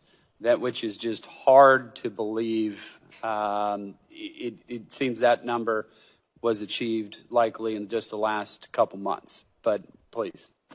Yes, you're right. It's huge disparity. And assuming it's not just propaganda, one of the reasons why there is a range of numbers for any particular event is that precisely because the government doesn't do any police work. So there's no one that comes in to prevent it, or to, during its occurrence, to stop it, or in the immediate aftermath. So the witnesses have fled for their lives. There's chaos. There's destruction everywhere. the evidence has been tampered with or been deteriorated by the time people come along. It's very hard for the local pastors and priests who are the ones there taking the body counts, helping the survivors. It's very difficult for them to do that job and at the same time do documentation.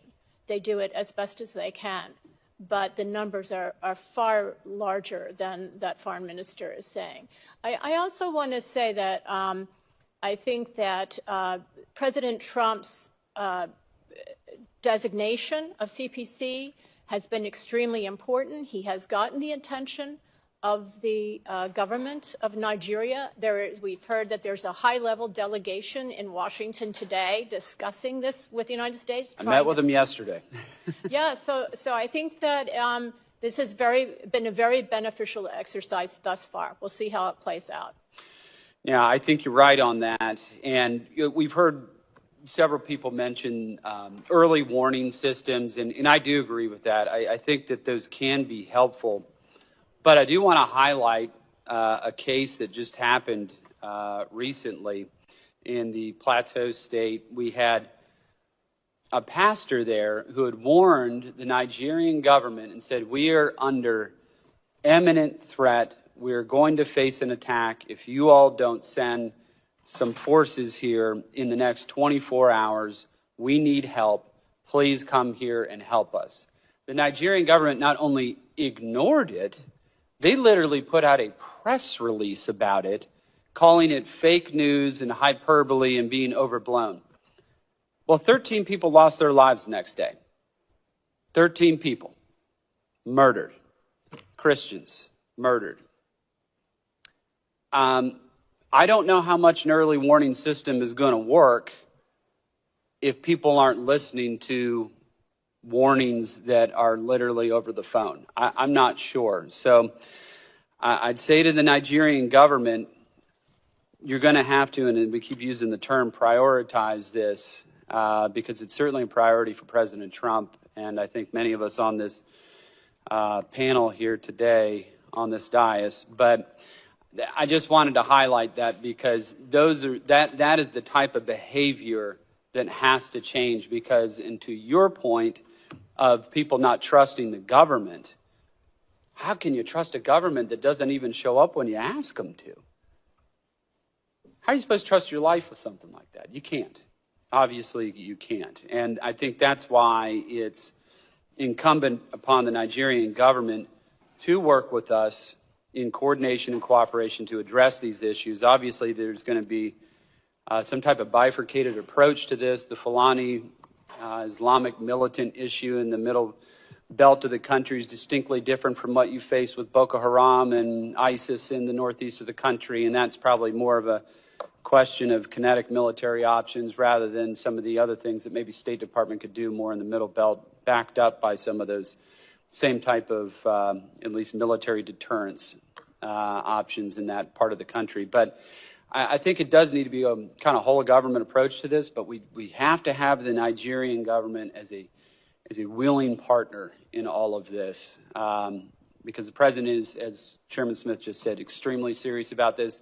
I'm extremely serious about this. I stay up at night.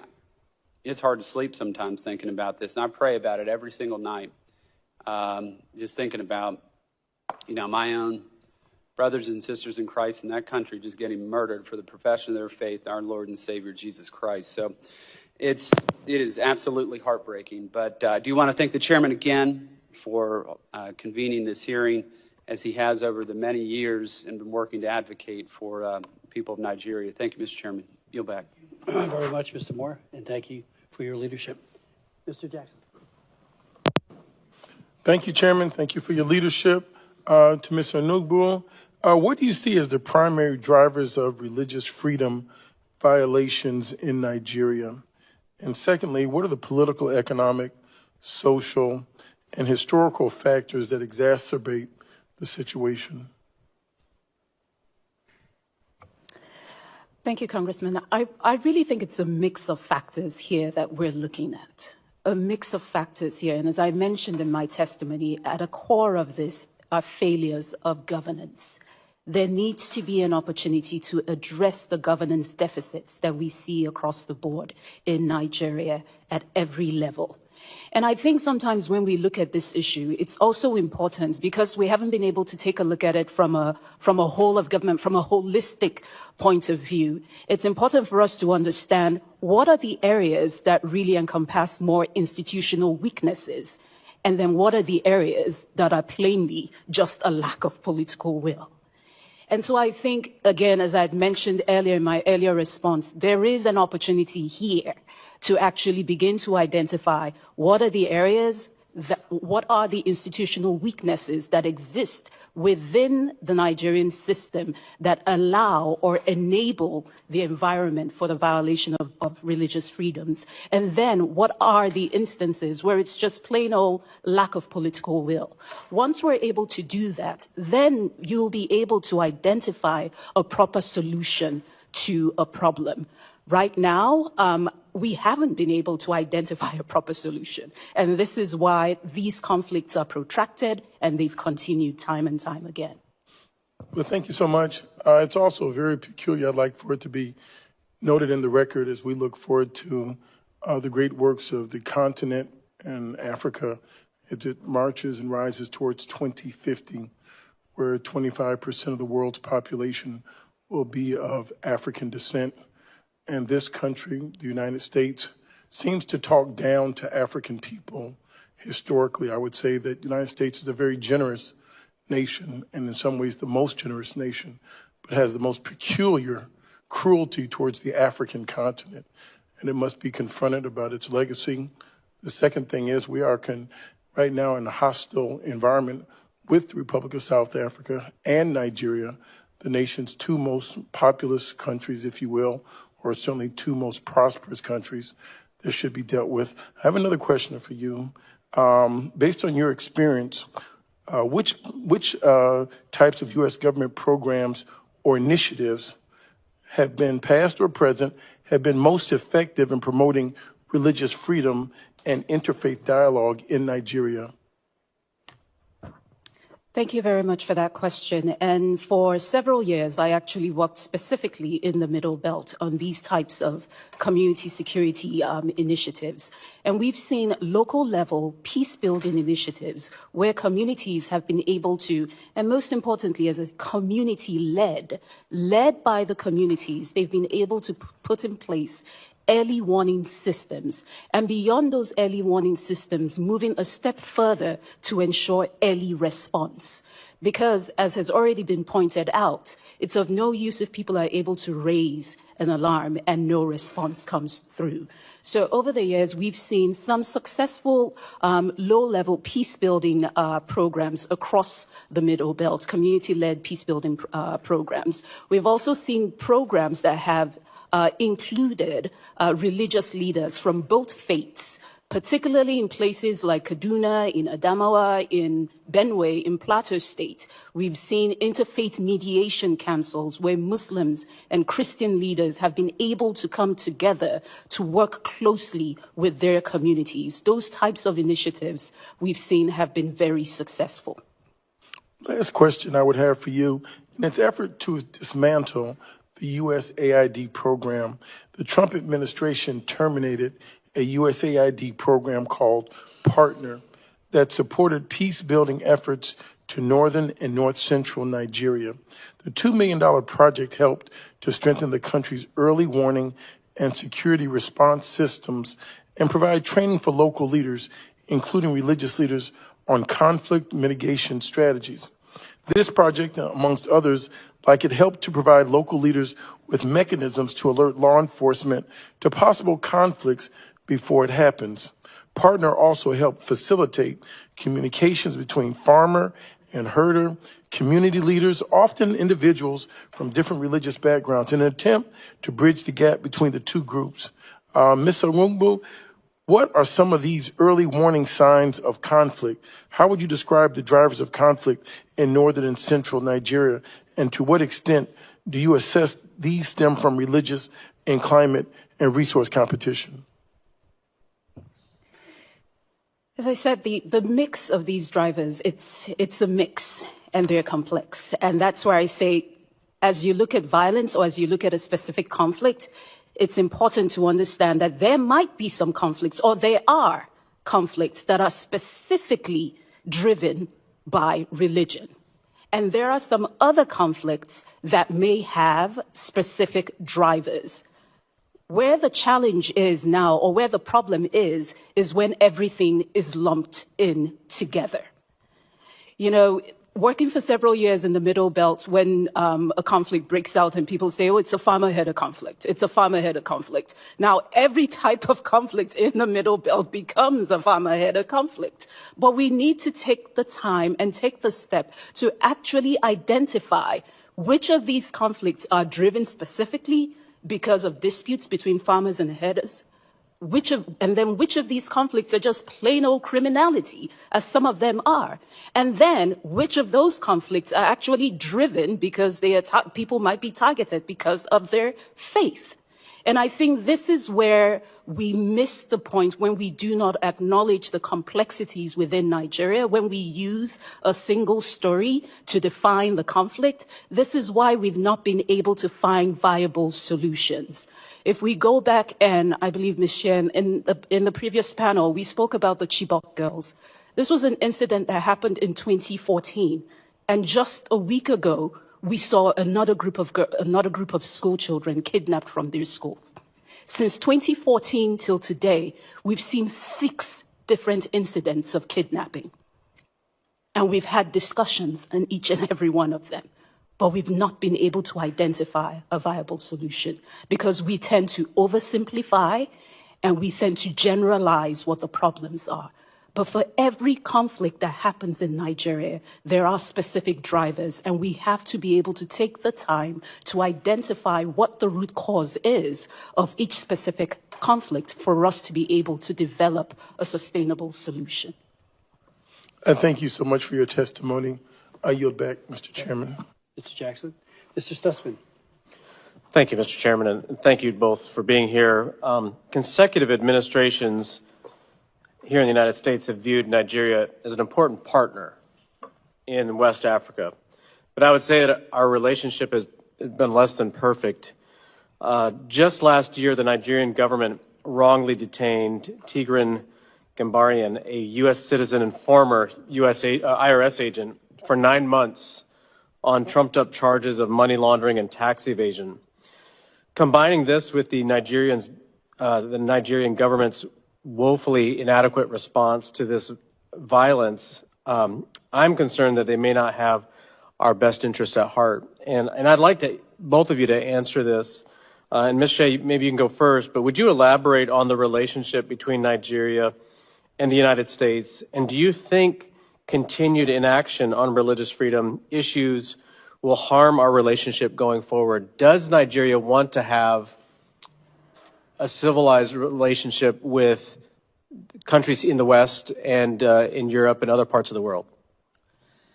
Oh, thank you for your question. I think that Nigeria wants and needs the United States. And I think that many Nigerians have come to this country and continue to come to this country for education, for investment reasons, or to live. And they are among our most successful, if not the most successful immigrant group. So I think that they have a lot to gain, and they know that from a relationship with the United States. I think I'm encouraged that the Nigerian government has an extremely high-level delegation over here talking to the Trump administration about how to improve relations. So that the Nigerian people, for sure, is what it sounds like you're saying, want a relationship with the United States.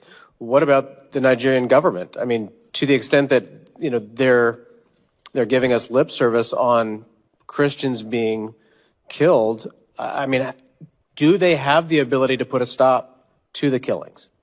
I think they have an ability to take action, which they have not done in the Middle Belt, where the Christians are the primary target. They're the special target of these militias. And the government has not lifted a finger to help them until now.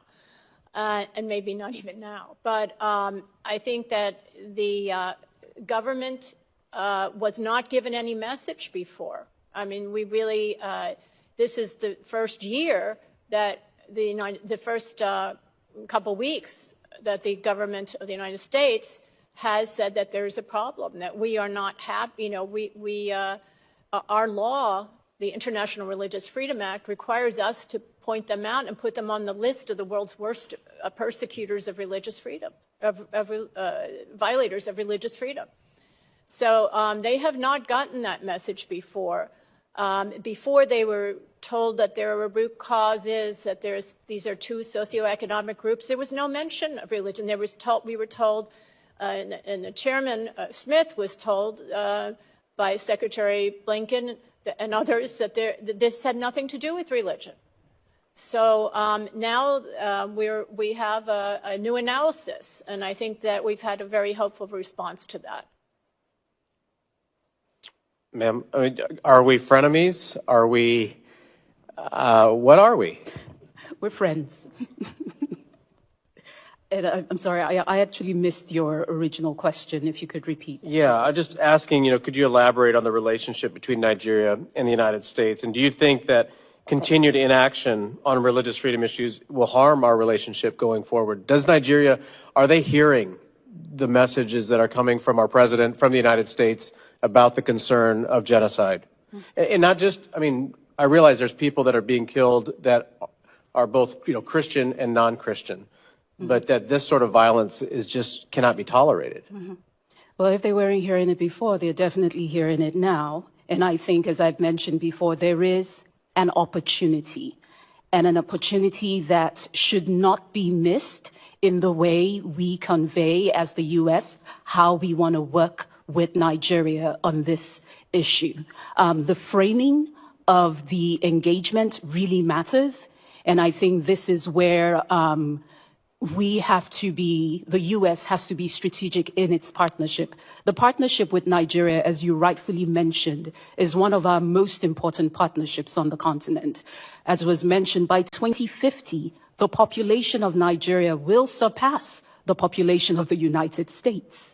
So this is definitely a relationship that we have to keep and build, but approach our dialogues from a place of honesty. And I think what we have going now in this relationship is that the Nigerian people, there is a wide acknowledgement by the Nigerian people that something needs to be done, and done quickly, about the levels of insecurity in the country. Do you think the Nigerian government is capable of putting a stop to the violence? And then this is where I say that with the Nigerian government actually looking at where the inefficiencies lie, or where the weaknesses are within its institutional capacity. And I think this is where, again, being able to differentiate what are institutional weaknesses and then what is just plain lack of political will. Yeah. And I think there needs to be an admittance of where the areas of weakness lie. And there are some clear areas of I agree. And I think they should, if they can't handle it, they should be willing to ask the international community for help. I mean, we should all be standing for life, no matter where at in the world. Thank you. I'll yield back.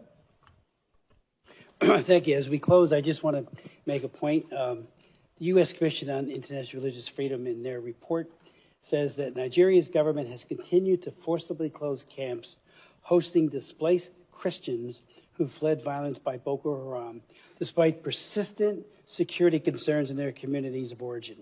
That is a deep concern, and we're appealing to the country, to the government, I should say, of Nigeria, to rectify that. I also would point out that, there's without objection, I would ask unanimous consent that a op-ed that's in National Review by Maureen Ferguson and Asif Mahmoud be included. The title is "Nigerian Girls Are Being Kidnapped. Islamic terrorists have inflicted a decade of religiously motivated violence on Christian women and girls." I would note parenthetically that according to Amnesty International, April 2024, that over 1,700 children have been abducted since 2014, since the Chibok girls incident, 17 cases of mass abduction. But it's interesting that this piece that was written, this op-ed, and without objection, it'll be part of the record. Maureen Ferguson was appointed to the commission by Mike Johnson, the speaker. Asif Mahmoud was appointed by Hakeem Jeffries. So there you have both sides of the aisle, both sides of the political, ideological spectrum, writing an op-ed about these girls and about this terrible sexual violence. So without objection, it is part of the record. And anything else that you'd like to say before we close? Thank you so much for your leadership, your comments today. I want to thank my colleagues, both sides of the aisle, for their very, very incisive questions. And we have much to do. The hearing is adjourned.